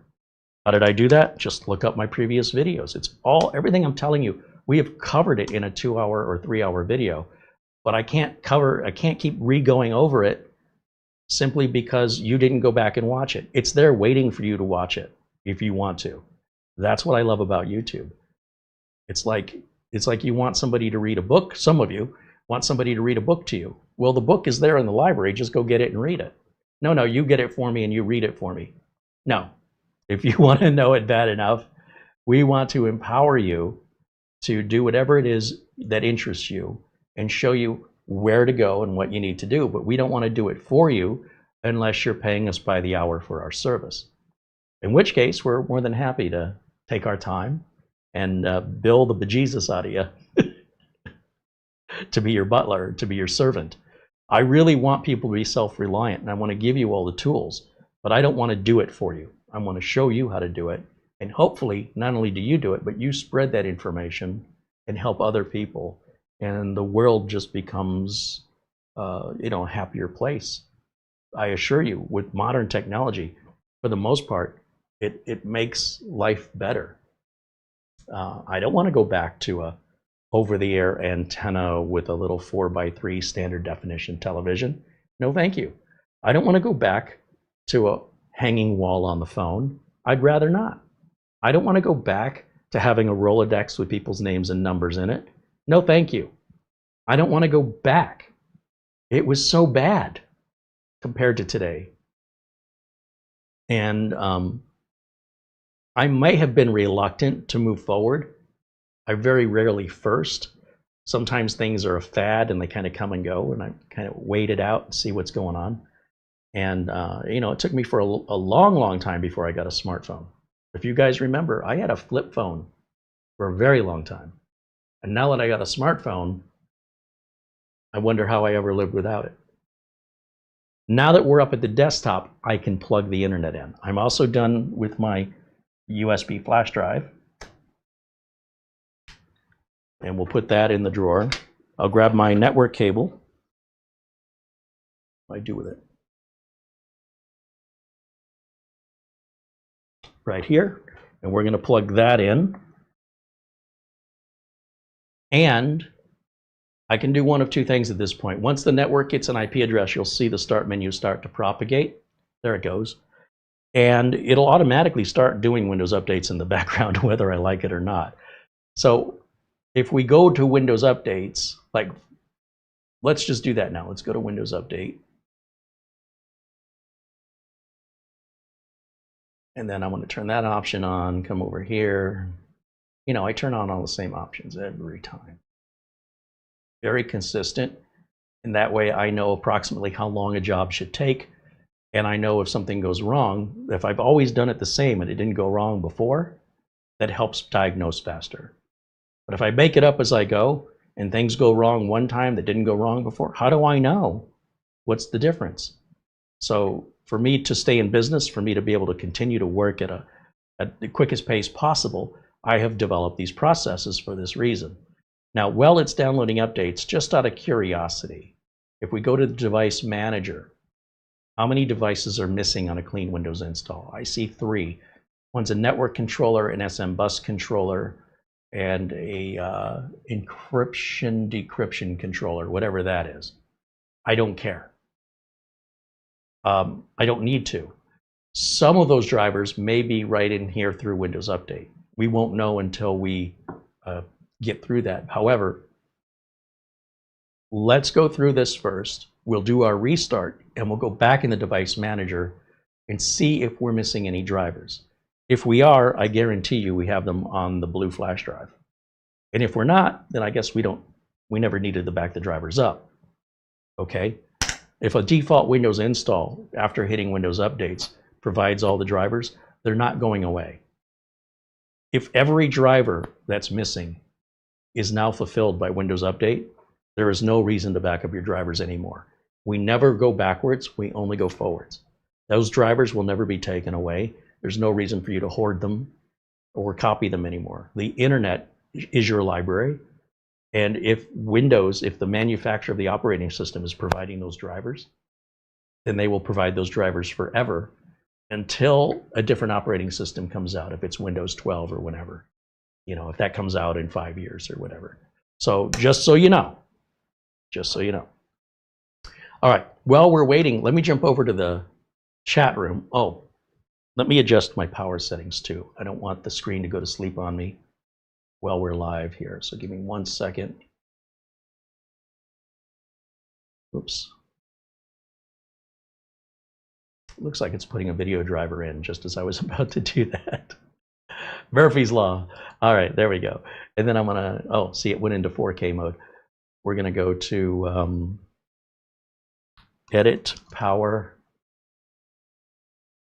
Plan, and let's just see what it's set to. 5 minutes. I'll change that to 3 hours. And as far as putting a computer to sleep, if your computer has batteries, like a laptop or a tablet, it's an important setting. Otherwise, it is a pain in the butt. And I don't recommend using sleep on a computer that's plugged in, ever, ever, under no exceptions. It is the bane of people in IT to deal with unnecessary support calls over that nonsense. Now, the other thing I would check would, oh, I'll change my resolution to 1080 so I can read it. So we'll go back to display settings. This is why we didn't install any software yet.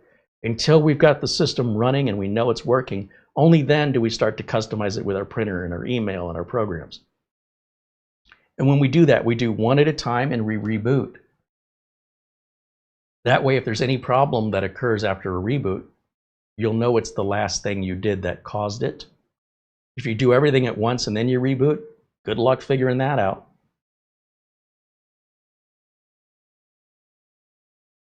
All right, we have this big cumulative update that's waiting.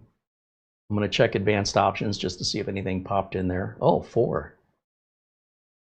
So we're going to grab all of these devices, which maybe are missing drivers for all I know, or at least some of them.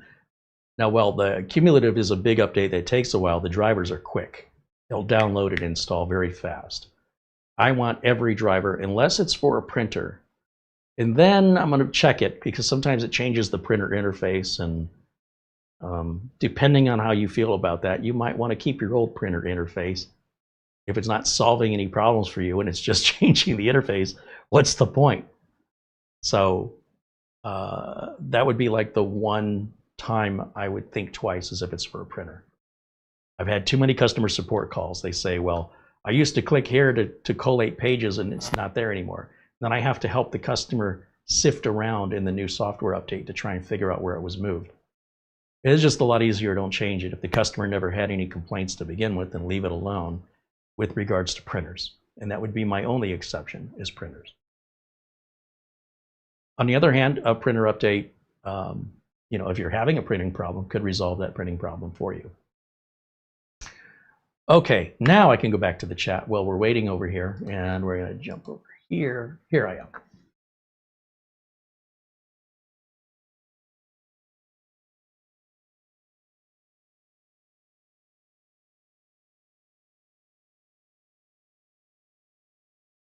Phil Stodd said, I was not able to get my old contacts onto my new phone. The good point is that all the incoming calls are tagged as potential spam.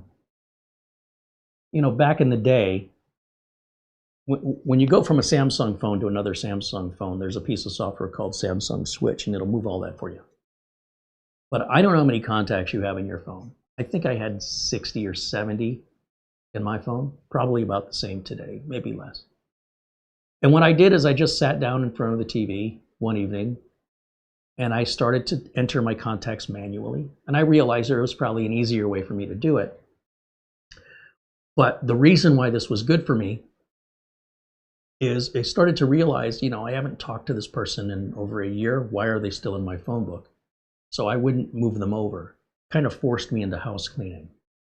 And, if somebody had a home number and a cell number, I would just put those right back in. It also got me familiar with how to use the phone.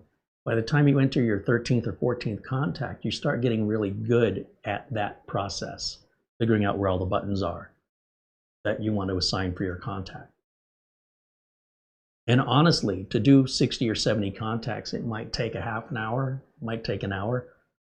I will usually work my way through the end of the end of a letter in the alphabet. So I might just do all the A's. Anything starts with A, and then take a break. Come back in after a little break, then I'll do the B's and C's and D's, and then, you know what, I need another break. It's not like I got to sit down and do it all at once. And the more you do it, the faster you get at it. And the more you go through your contacts and realize, I don't need that number anymore. Now, when you're looking through your contacts in the future, you don't have as long of a list. So, for me, it's a blessing in disguise. Now the Samsung Switch software does it for me automatically. And then what I still have to do is I have to make time to go through the contacts list, because it keeps growing and growing and growing from customers who I don't hear from anymore. So if you're a customer and I haven't heard from you for a year or longer, I'm not going to save you in my phone, because every time I'm looking for somebody, I've got to scroll past a bunch of people I don't talk to anymore. And the next time they call me, if they ever call me again, I'll put them back in the contacts. But otherwise, they're gone. So anybody who doesn't call me within a year, if they reach out and say, hey, how's it going?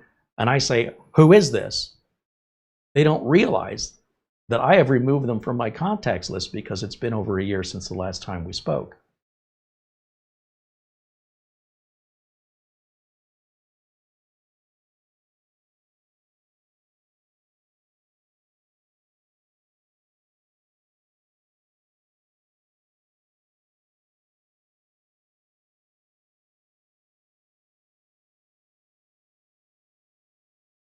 Paul Connolly joins us from Australia. There's Phil Stodd saying hello. What else we got going on?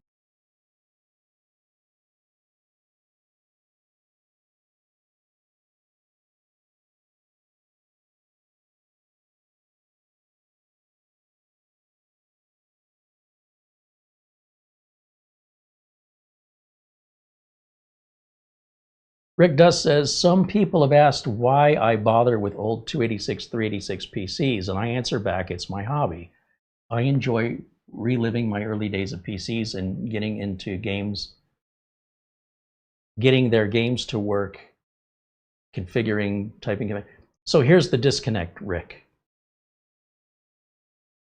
The reason I believe they're asking that is because their life is so busy and they are struggling financially. They're busting their butt to pay the bills, that the idea that I would want to, you know, have any, if I had any time off, we're rebooting, by the way. Why in the world would I want to spend money on some obsolete piece of software and spend what little free time I have getting it to, like, you and them are so disconnected that you are obviously in a position financially and with time that affords you that. That is a luxury that you can do that. Most of us, the working age folks, we simply don't have the bandwidth, we don't have the time, we don't have the money.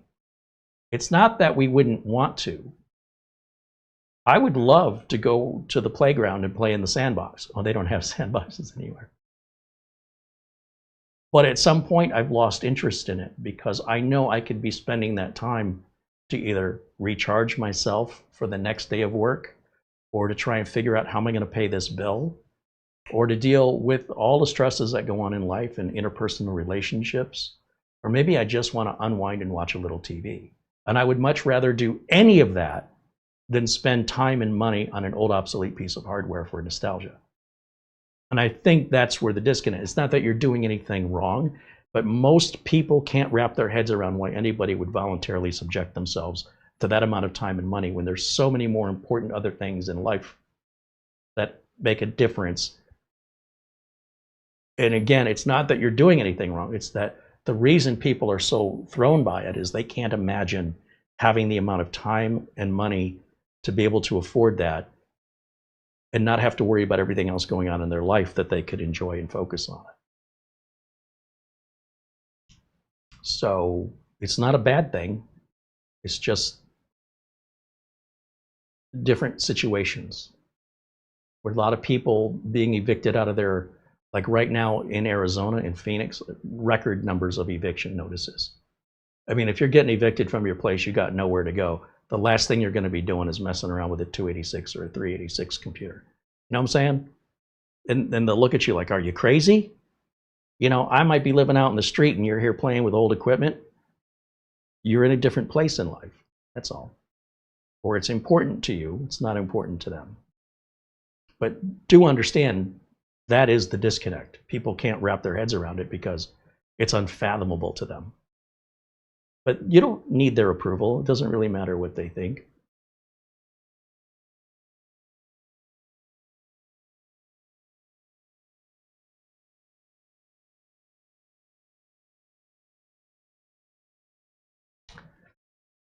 Let's see, Mark Leibowitz is talking to Barry Klein.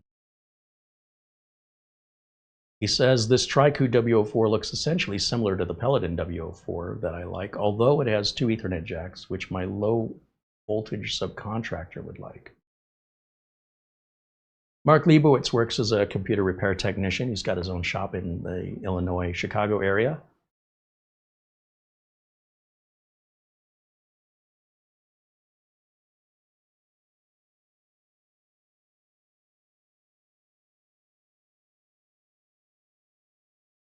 Yes, as a child growing up, what we considered gaming was getting put into a box of sand. Here you go, kids. Dirt. Have fun. And we did. We did have fun. Thank you very much. Times have changed.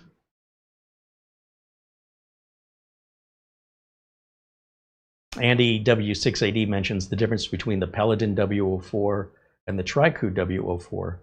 the color of the box and the CPU. And of course, the ports are be a little different. They do try and differentiate the brands a bit. Bill Stodd said, after I turned 70, my life has become really easy. I still make a 40-mile commute to work twice a week. Yeah, there's not too many people that are 70 years old that still go to work every week. I knew a guy in his 90s. He was driving himself to work at a printing press in New York. He would go to work every day. I drove once in the car with him. Never again. New York's a crowded place. There's not a lot of space. And my claustrophobia and his driving. Woo. But yeah, good for you. Paul Connolly says, growing up in Australia, sandboxes have critters that might want to kill us. Oh yeah, Australia's filled with all kinds of critters that want to kill you. Look at that cute little koala bear. Just tear your face off. All right, let's see. We're going to back to our device manager. Let's see where we're at for the drivers. Go to the start menu, right click, device manager. What do we got? Only the network controller is missing. Okay, so how do we resolve this? I mean, a network controller driver is easy. However, I don't even need to do any work at all. No research. I don't have to Google anything. I don't have to go to Trycoo's website because I already have it in that package of drivers on this flash drive. How do we use it? You take the flash drive and we plug it in. Okay, on this flash drive, there's a folder called drivers, right? And what I will do is I will copy the drivers folder back. I don't have to. It's just that if I pull the drivers off the flash drive, they're going to come across slow. And what if I need them again? I'd like to have them on the machine. So I'll right-click, copy, and then I'll just put them in my downloads folder. That seems like a good place. Usually the reads on a cheap USB flash drive like this are much faster than the writes. And you'll probably find that reading the data off of the flash drive is much faster, maybe even as much as a third of the amount of time. Before it said it was going to take like 3 minutes to write all that data, but only a minute and a half. Copy it back. At this point, I can hold on to the flash drive when I'm done as a backup for the drivers, if I want to, or I can just erase the flash drive and use it for something else. And by the way, 2.2 gigs is still nothing. The flash drive still has 6 gigs free. I think these are 8 gig flash drives. Let's see, properties. Yeah, we still have 5.5 gigs free. We could still use this flash drive for other things. But you know me, I would copy the drivers folder to the C drive, and then I would use, when we're all done setting this up the way we want it, we've got our software installed, all of our activations. Once all that's done, then I'll use Windows Backup. I'll simply go to Control Panel, just type down here, Control Panel, and we'll go to changed from category view to large icons. And you see this backup and restore Windows 7? I clicked on it too fast. Just use this and image your system. You get a full system image. You'll never have to do any of this ever again. All you have to do is restore your backup, and it'll put everything back, all your updates, all your drivers. All right, now that we've copied that folder, so if I go into my downloads folder, you'll see we've got the drivers folder. I no longer need this flash drive, so we're going to unplug it and take it out of the mix. I'm going to right-click on the Start menu and go back into the Device Manager. Then I'm going to click on literally anything in here. Watch up here. Watch up here. I'm going to click on something. Did you see it just got bigger? That's because it added this icon right here.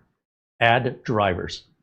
From where? We're going to browse to the Downloads folder, to the Drivers folder, and click OK. That's it. Now the system will look through every single one of those drivers. Even if it doesn't show it's missing, it's going to put it in anyway, if it's determined it's newer than what it has now. So even though we were only missing the network card driver, according to the Device Manager, all these drivers you're seeing loading that are listed here, these are either updates to what was already on the system, or completely missing. So it's going to scan through every single device in the drivers folder. So we're not doing them one by one like the old days. We hit close and we have to restart the computer. We're done. That's it. When we go back in the device manager, everything will be perfect again. Why would you work any harder than that? Why would you download third-party software for that? Why would you pay any money to get that done? Why would you Google and Google and Google to try and find solutions to problems that the answers have been in front of you the whole time? So I'm trying to teach you another approach to diagnostic and repair that used to not be available. So if you learned how to do it years ago, I am encouraging you to learn how to do it today. That's all. Now, when this restarts, what about our Windows activation? We never put a product key in this. If the product key was embedded into the BIOS, then Windows wouldn't even have asked us what version to install. It would have immediately installed, like let's say it was Windows 11 Home. It wouldn't even have asked. It would have skipped that step. This is a problem for people who upgrade from Windows 11 Home to Pro, because when they do the restore back to a reinstall, they get back to Windows 11 Home and they have to do the upgrade again. By the way, Home to Pro is a complete waste of money as far as I'm concerned. It's a marketing thing. It makes people feel good. If that's what you need to feel good, you could give the money to me. And no, wait, that sounds like prostitution. Never mind. You know what? Go ahead and do your silly upgrade to Pro. Knock yourself out. Spend the time, spend the money. They have no benefit whatsoever. You go right ahead and do that. Now,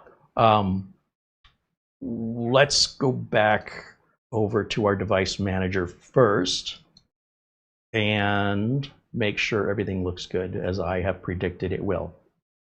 Am I right? I am right. Everything's happy. Super easy, barely an inconvenience. What about our activation? What about our product key? We'll go over here to System. Sorry, that's not what I want. I'm going to right click on the Start menu and go to System. And you know, we have all the same information, right, that we had before. And I'll just type in here, activation. I suppose I could have typed it in down there too. Activation. Don't even have to spell the whole thing out. See if Windows is activated. Well, Lordy B, look at that. It's active. Well, how did it do that without a product key? The product key is associated to the serial number of your motherboard stored on Microsoft servers. You don't have to have a Microsoft account for this to work. And so long as you select the same Windows 11 version as your previous product key was active for, Pro to Pro, Home to Home, it just automatically takes care of it in the background and you don't have to worry about it. Now, when we check our system properties, instead of 22H2 and waiting for 3 hours for all of the updates, we now already have 24H2. Now we're just grabbing the latest updates to 24H2. Now, when people tell you, oh, there's problems with 24H2 updates, do you see me having any problems with any updates? Why is it that my experience is different from those complaining online? Because those complaining online aren't looking at themselves first. They're immediately blaming Microsoft. They're immediately blaming anybody but themselves. And that's how they're then falsely making accusations about what the problem is. Or they have some piece of software installed that was not coded to Microsoft's recommended standards. Or finally, there is an update issue that Microsoft will resolve one way or another. You can watch live on all my videos. When do you ever see me have a Windows Update problem on a brand new computer? It's only when somebody has modified the computer with software or registry changes or system tune-up utilities that they eventually run into a Windows Update problem. And then they will often, these very people who consider themselves technical, can't see the most basic solution right in front of them. And yet, when I talk to the average user who does not consider themselves to be technically capable, they often ask me, what did I do wrong? And I cannot tell you how frequently the problem is reversed. For all those non-technical people who assume they did something wrong. In most cases, they didn't do anything wrong. In my experience, as a working computer technician for over 30 years. And those who say, you know, I work with computers, I've been doing this years, blah, blah, blah, that's when my flags go up. Their overconfidence has blinded them to the solution that they caused, more times than not. The user who thinks they did something wrong usually didn't, and the user who insists they did nothing wrong because I know what I'm doing usually did. So make that, there's always exceptions, but that is, the ratio is so like 90-1. It's crazy.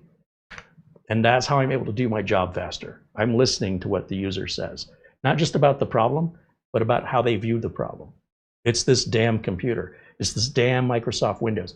That is always, nearly always, the user. I don't know what I did wrong.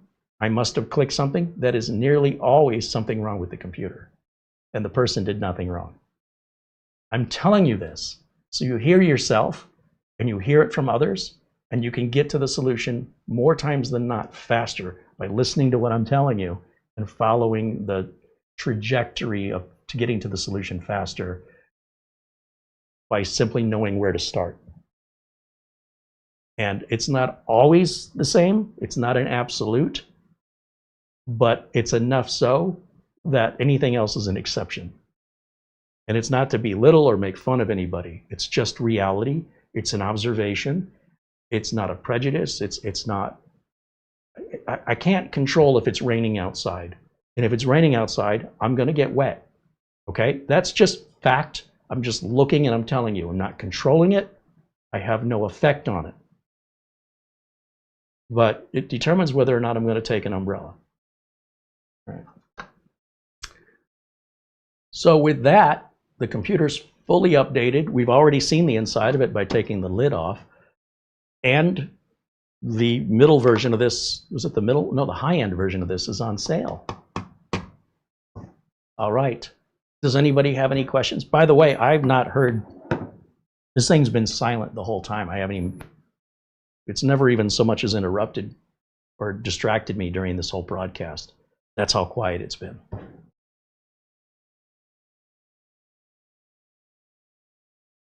Barry Klein says, I think Kerry's going to be so confused when he gets back into the chat and sees us all talking about cat litter.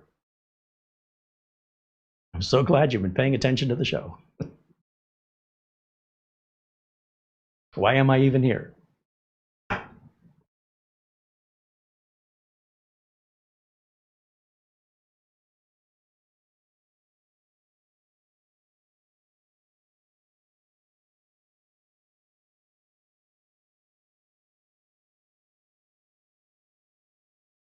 Mark Leibowitz said, I don't know when this Prime Day deal was posted, but the 1 terabyte 32 gig version of this mini PC is currently available for just $238. And my apologies if someone already mentioned it. I mentioned it at the beginning, but we'll go back and revisit it just for people that have joined us late, like some other people who are tardy and missed what we talked about. I'm just giving you a hard time. Let's jump over here. And yeah, if you look at the pricing, on the 8 gigs of RAM with 256 gigs storage, there's a $50 coupon bringing this to $219. On the 16 gig version of RAM with 512 storage, there's a 20% discount, which will take about $60 off. And on the high-end version, the 32 gig, right here it's on a Prime Day deal for $237.99. No coupon codes or anything if you're a Prime member. And it looks like if we ordered it, it would arrive, well, I guess I'd have to sign in to see the arrival, probably within a day or two. And you have 30-day free returns with Amazon. Now, if you guys are aware of any other good Amazon Prime Day deals, please let us know. Send us an email with the link. Let me go back to camera 1. And let me put the email address in here, right here.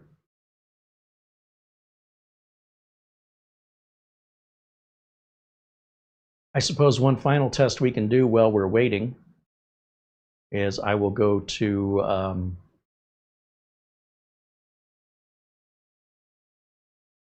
going to go back over to this little computer here. I'm going to grab my utilities flash drive.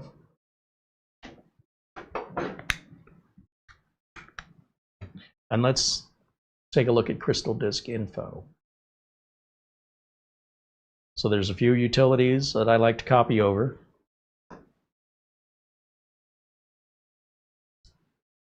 And one is VLC. I like that to replace the Microsoft Media Player. My Windows 11 networking fixes, and my Uncle Carrie's Windows 10 optimizer. And then, of course, I can bring over CPU-Z if I want to look at specs that are typically in the BIOS. I can see right through here, like what kind of RAM we have, how many slots we have. As for testing, I would bring over Crystal Disk Mark Portable and Crystal Disk Info. Now, Crystal Disk Info is likely going to show us a brand of SSD made by Paladin. Let's see if it does.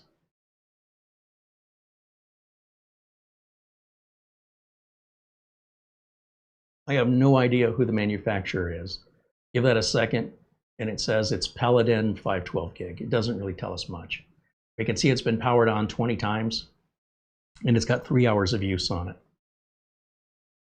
So at the end of the day, I don't care who makes it. It's going to be guaranteed by the manufacturer regardless of who makes it. So we're going to go to Disk Mark, and let's see what kind of performance numbers we get out of this bad boy. We'll run all the tests on drive C. I am most interested in the top left number and the top right number, but we'll run all the tests. So we're at 3200. That means we're running a Generation 3 NVMe. Now, I don't know if the website describes that as Gen 3, but given the age of this processor being introduced in 2021, it sounds like it's pre-Gen 4 anyway. If you demand Gen 4, I think it's silly. It would be silly to buy a computer at this level and then expect performance at a higher level for your storage. Again, there's nothing you're going to connect to this computer from your network to your USB port that will run at 3300. The only thing that's running at 3300 is internal. So when you're putting data on your SSD, you're not, where are you getting it from? So I'm saying, where's the data coming from? Because it ain't coming from 3340 megabytes a second. And when you're taking the data off of the NVMe drive onto something else, where's it going? Because I guarantee you it ain't going somewhere else where it can move that fast. So only internally within Windows. So what does that mean? Will Windows load any faster? Yeah, it'll load in 11 seconds instead of 13 seconds. Are you going to notice it? Probably not. You're going to blink your eyes and 2 seconds went by, maybe. I realize it's a little bit of an exaggeration, but 2 seconds is an exaggeration. Like if you care about 2 seconds, I can't help you.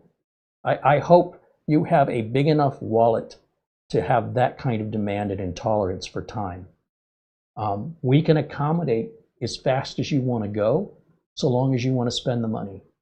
This is an old adage in car racing. The owner of the team, of the car racing team, I don't care if it's F1 or NASCAR or drag racing, how fast can we go? How much money do you have? The more you want to spend, the faster we can go. That's it.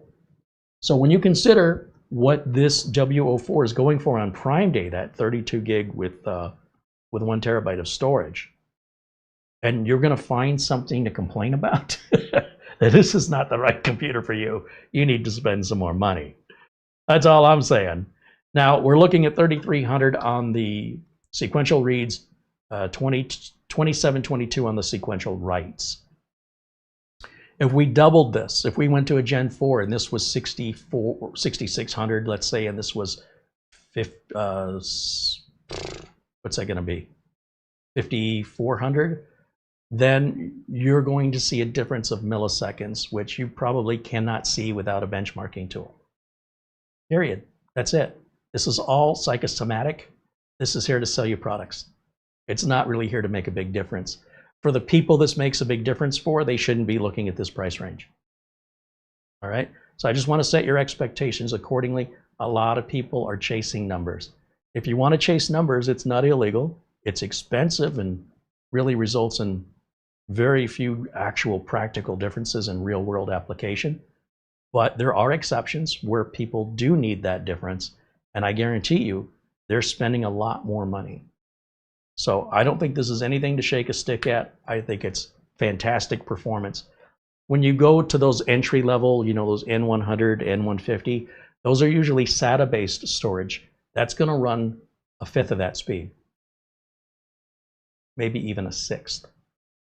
You're looking somewhere around 500 megabytes per second. And even that's not slow. I know you're looking at the numbers and you're going, boy, 500 is nowhere near 3,300. 500 milliseconds versus 3,300 milliseconds. No, it's a bad example. Even still, you'd be hard pressed to accurately measure that. If I had a timer and I clicked it to hit 500 milliseconds, or really the extension is the not the length of time that it's taking, but the length of, how can I explain this? I shouldn't have started this. It should work either direction. But yeah, if we time out 500 milliseconds, that's half of a second, right? 0.5 of a second. 3,300 milliseconds would be what percentage of a second? It would be 4 seconds. It's not a big difference. And the bigger the number gets, the more diminishing your returns are. The numbers keep doubling, which looks fantastic. But the end result of the doubling numbers, and now instead of taking half of a second, now it takes only a quarter of a second. Look, you doubled it. You cut it right in half by doubling the speed. But when you cut in half a little teeny tiny sliver, you're still left with a little teeny tiny sliver. And the more you keep doing that, the smaller the sliver gets until you can't find it anymore. Okay, that example went way off the rails, but you understand what I'm getting. You reach a point of diminishing returns, and once you hit that, going beyond it is pointless. So it's something to keep in mind, because you're going to get caught up in a lot of all the hype that's happening here online. And for tech enthusiasts looking for the extra quarter of a second, they have the money and it matters to them. For the rest of us, who cares? You're never going to notice it without benchmarks. And I would challenge those people who make all these claims about how much better it is to show me without benchmarks. Show me. Good luck seeing it. Don't run a benchmark. Do some work. Because the amount of time it takes you to do the work, you're the part that needs upgrading, not the computer. Somebody says, well, it'll render out my slicer files faster. Okay, but your print job's still going to take forever. And by the way, the amount of time that you're spending in modifying and polishing that slice file, that still takes the same amount of time because you're still as slow as you were before. It's only when you render it that it happens quicker. And then when it goes to print it, your printer's not going to print it any faster. So this mentality is twisted. It's so far from reality for the average user that the majority of these videos are intended for just a very tiny percentage of the public that's into that. But what ends up happening is they think, well, if that's good for them, it should be good for me. It isn't. It isn't. Not for most of you. It's just a big waste of money. But if it makes you feel good, you know, that's a different story. I can't help you with that. But when it's measurable performance outside of benchmarks, of actual working with the computer that you can show me, then for you, that works. But for everybody else, for each individual to show me, then I'm behind you. But if you can't show it to me, you're wasting your money. It's that easy. So I'm not saying it doesn't benefit anybody. I'm saying it doesn't benefit most, because most people cannot demonstrate where it's any different without using a benchmark. And if that's your measure and that's how you want to spend your money, I'm not telling you not to. I'm just saying, if you were my client, I wouldn't steer you that way. I would steer you away from that. We'd talk about what really matters, what really makes a difference. Reliability, performance, security. Anything that falls outside of that, waste of time, waste of money. At least if you're working for a living and you're getting paid to help customers and you genuinely want to help them, which is what I want to do, I'm not helping them by telling them to buy nonsense that at the end of the day they're spending more money and won't end up with anything that makes any practical difference in performance, reliability, or security. Okay, so that's the way I see it. All right, I guess I can go full screen now, back over to camera 1, and we're going to wrap it up for today. We're just over our 2-hour mark. One of the things that you can do if you're looking for some really cheap budget computers, just to give you an example of what I do here. If we go over to Amazon again, and we want to see if there's any other deals, the N100 is a very common budget processor available today at very low prices. So if I just type that into the search, I can see hundreds of N100s. And then from that, I can determine, well, is it on sale? And, you know, how is it equipped? How much RAM, how much storage? I'll see brands I've never heard of before. Some aren't even listed as a brand. This one doesn't seem to have a brand name at all. This one will fit in the palm of your hand. Here's another one that doesn't seem to have a name brand on it. If you don't care about support and you got $125 to spend, 8 gigs and 256 storage is good enough. How much of a warranty do you need on that? I mean, we've gone out to dinner and spent more than that. So this is a computer that'll last you likely for years. And as we keep scrolling down, you'll see all different kinds of options. Some manufacturers, no idea who makes them. And others do have support websites like this one here. What's going on here? No idea who makes this. Still $132, 16 gigs of DDR4, 500 gig. Seems like a pretty good deal. Built-in power supply right there. I'm digging that. We keep looking through here. If you want white glove service and somebody to kiss your butt, you can spend 3 times more. And you can expect that service and legitimately be upset if you don't get it. But at these prices, if you can get a name brand like B-Link, if you're worried about support, or Trycoo or Paladin, or, I mean, these next couple days is where the deals are, and just sift through. Now, the N150, if you want something a little bit more powerful, you could go to an N150, and we can just go up here. I don't know why I scrolled up. Just change that to N150. I don't know why I typed N100. I'm clearly too overclocked today.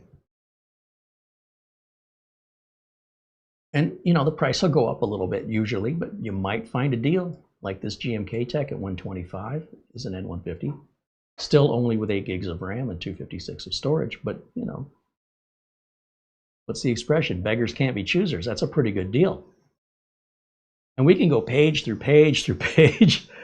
And you know, if you want to take a chance with a no-name brand manufacturer, so long as you're buying it from Amazon, you have that 30-day free return window. So how bad could it be? Send it back if you don't like it. Usually if they work out of the box, they're going to work for years unless you drop them, kick them, or spill something on them, abuse them in some way. There's no moving parts in here but the fan.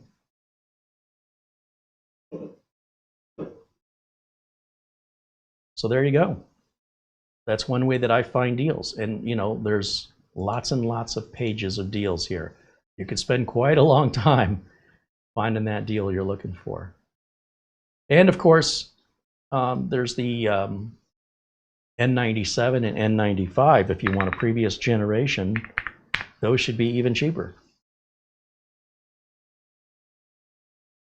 So a little tip from your Uncle Kerry on how to find those deals. Even from, you know, want to look and see what Trycoo has. Maybe you want to know what sort of family of product they offer. These first two are just sponsored. You see how it says sponsored and sponsored? They have nothing to do with our search. We come down here, we'll start seeing the Trycoo models.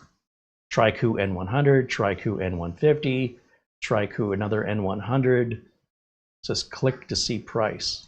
Why do they do that? Apparently I have to sign in or something, I don't know. What else? Another Trycoo model here. In fact, you could probably just click on one of these and go to the Trycoo store, which would be listed right here. Visit the Trycoo store. Click on that. And then we can click on mini PCs and we can see the entire family of current mini PCs Trycoo offers. You could do this with every manufacturer, unless the manufacturer name isn't listed, right? For obvious reasons. And then this page isn't loading for me for some reason.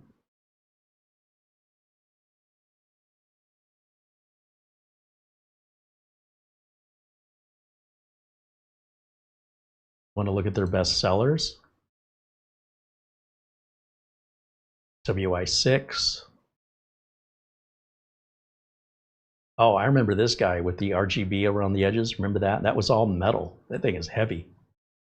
Anyway, you might find some good deals. Regardless of the topic you're looking for, just start with that search and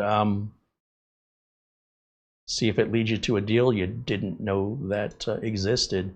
And if you do find something good, again, I'm going to put the email address up, and please let us know so we can add it to today's video notes for others that want to take advantage of the deal.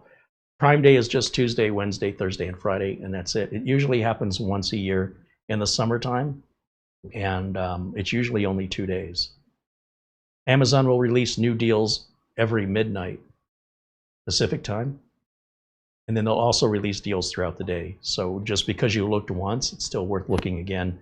If you want to really scavenger hunt, it could pay for itself if you find a really good deal. Sometimes they're for a limited time, the specials, and other times the products sell out, in which case, you know, the deal's over. So just so you know, hope you take advantage of it. I hope you get some good deals. We love hearing from you guys. Our email address right down there, of course. I want to mention SCD Keys again is the place I get my Windows license keys. This computer came with a Windows license key, so we don't need one. But the Linux machines that I converted to Windows, that's where I'm getting license keys for those. Or don't buy a license key. Just use Windows without one. I don't know what people think is going to happen. Nothing. It's your choice. All right. And then I'll take a final look here in the chat room. Of course, thanks to Mara, our channel administrator, for all the work she does in our videos. Designing our thumbnails from scratch, putting our video descriptions in, answering all of your emails, and working with potential vendors. Takes a lot of the administrative work away from me because I hate that part of this job. The part I like is the part I'm doing. So she likes doing her part. So everybody's happy. If you guys want to reach out, we always love to hear from you. And of course, thanks to Mara for all that work she does in the background. Andy says, I wish I had some reason to buy one of these. Yeah, sometimes there's really good deals and I'm staring at them and I really want to buy it. And I think, what am I going to do with that? I have no idea.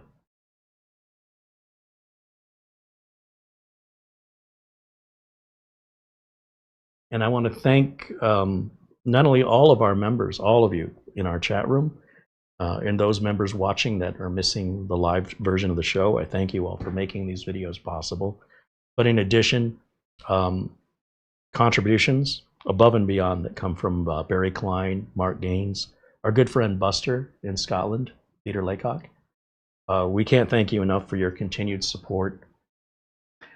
I've got Amazon gift cards just waiting for a purchase. I haven't found anything yet. If you see something you think I should be reviewing here, send it to us in an email. Let us know. I'll consider it. That's going to wrap it up for me for today. I want to thank Trycoo for sending us this unit for review. I like it. I mean, I like how easy it is to get into. I like how quiet it is. I like that it's not single channel RAM like an N100. The one thing I might, well, not might, the one thing I will add, it just occurred to me that we did not do. It's an option, but it's the AMD Adrenalin software. And if you're running any AMD, I don't care if it's a desktop, a laptop, or a mini PC, I cannot emphasize how important it is for you to get the AMD Adrenalin software. It's free, it's easy, and it will give you more performance, better security, and better reliability. Even if you're not having any of those issues, it also won't hurt. So the way, we'll just do that real quick, and then we're going to wrap it up. We're going to come back over here, and let me go full screen, and let me save these benchmarks just so I have a record of it. So we'll save that as Crystal Disk Mark. And we're going to put that right on the desktop as a JPEG file. Okay, now I can close this. And I'm going to open up a browser. So in this case, we only have Edge.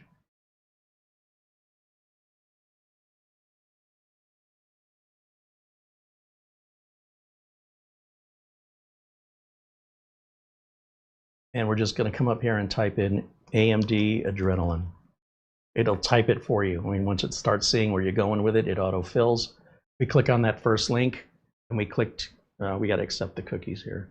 And then we're going to go to download software. We want to download Windows drivers, and it starts to download the AMD Adrenalin automatically. Once we have it, we click on it to execute it, and we give it permission. And while it's running, I can just close this to get the clutter out of the way, just because it's messy. You don't have to. And then I can right-click on the desktop board and sort it by name. Now everything's nice and clean. It says, okay, you want the AMD graphics driver? Yes, I do. And then under additional, I don't see anything else. Sometimes you'll see chipset and stuff here. I just hit accept and express install. Quite frankly, I don't. All the defaults are what I want.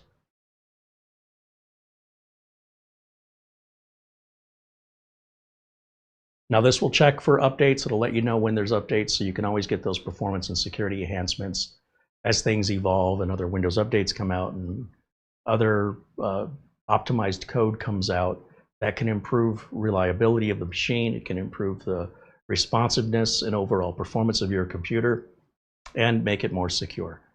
Once it's done, it's going to put a little red square icon down in our system tray, probably hidden behind that arrow. I hate that Microsoft hides all this from us.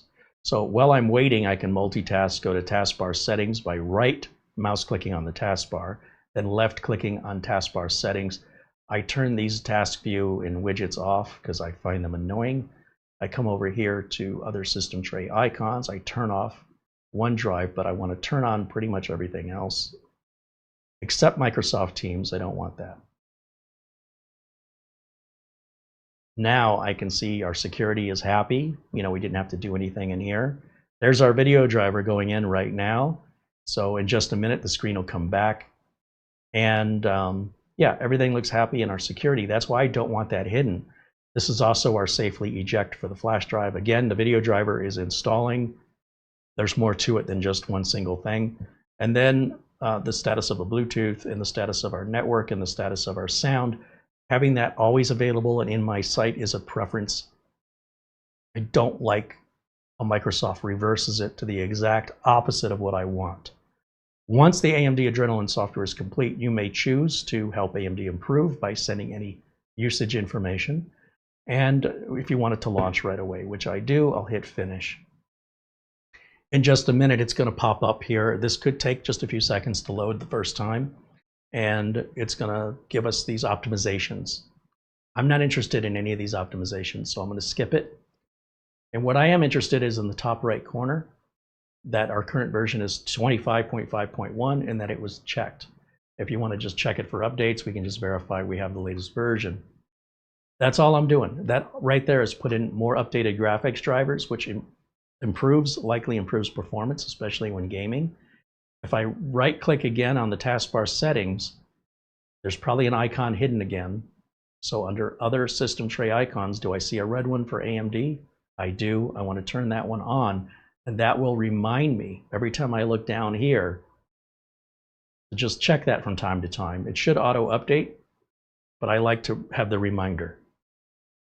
Anything hidden back here is stuff I don't want to see. Microsoft Teams and Microsoft OneDrive.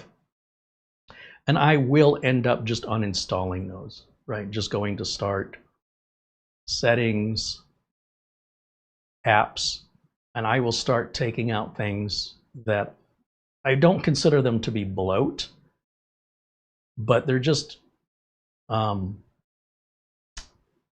would I describe it as?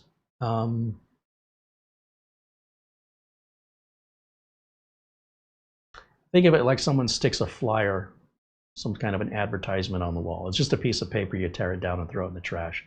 It's not bloated, it's not blocking you from getting to the door. Say you're at a grocery store and there's a bunch of notes with pins on the wall.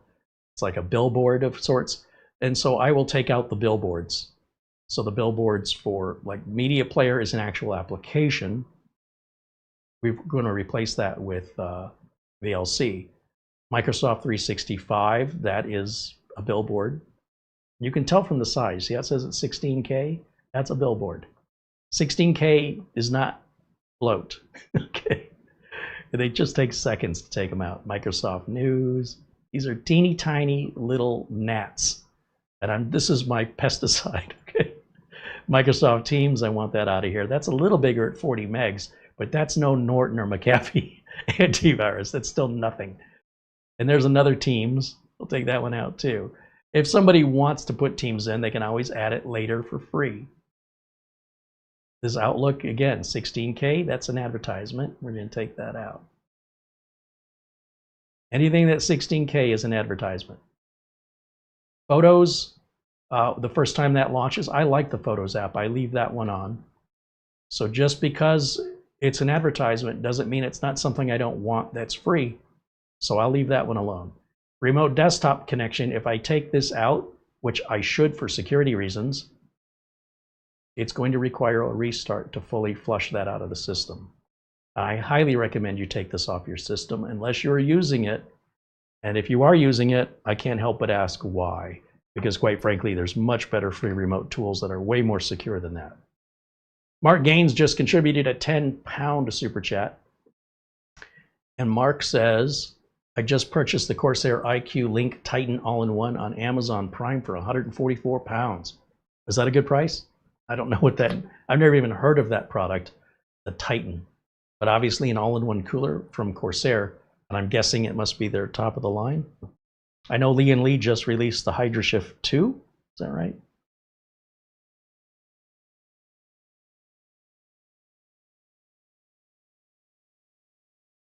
Mark Leibowitz said if you update your AMD drivers, which I do on any AMD system as part of setting it up, you'll get Adrenaline unless you explicitly opt out of it. Well, here's the thing, Mark. I can't tell you whether or not we had Adrenaline, but we definitely had all the AMD drivers because everything was happy here. But does that mean we had the latest ones? And does that mean that they're going to auto-update without the Adrenaline software? Adrenaline in and of itself is primarily for the graphics card built into the CPU. And then the chipset drivers you often have to download individually. If you don't have an AMD integrated GPU, the Adrenaline software may not work for you. However, because it's free, if you have an AMD system and you're not sure if you've got it, just download it now and put it on. It won't cause any harm either way. That's the best advice I have for you. Once you put it on yourself, then you don't have to wonder if you have it. But I appreciate that info, and thank you to everybody hanging out with us. Bruins44 says thank you. Thank you back. Mark Gaines says the price on that cooler that he bought for £144 normally sells for £240. Wow, that is a good deal. All right. Well, let us know how it works for you. That'll wrap it up for me for today. Thanks to all of our members for making these videos possible. Thanks to Mara, thanks to Trycoo, thanks to SCD Keys. We are back tomorrow, I think. I'm not sure. We'll find out. We should have the cooler coming in Thursday for Friday's continuation. Let's hope it doesn't get delayed and it arrives as estimated. Other than that, there's a couple other projects I want to share with you. I just don't know if time will permit, but we'll figure it out tonight. I think we'll have something. If we have something figured out for tomorrow, if you stay subscribed, you'll get the notification for the scheduled live stream. We always start at 1 o'clock Phoenix time, always. So if you're never quite sure, just pop over here at 1 o'clock Phoenix time between 1 and 3. Most days we are live. More days, we are live more days than we're not. So if you don't have notifications or you're wondering, am I missing it? It's always the same time. Some days we take off, but it's rare nowadays. I've got so much work to do. I've got so much to share with you. We're broadcasting nearly every day now. So also turning on notifications will alert you when we set up a stream. Sometimes they get set up last minute though. That's it. That's all I got to share with you for today. I hope you find some good deals at Amazon Prime. And if you do, please share them with us so we can share them with the audience. Thank you for watching. I will see you all next time. And until then, bye for now.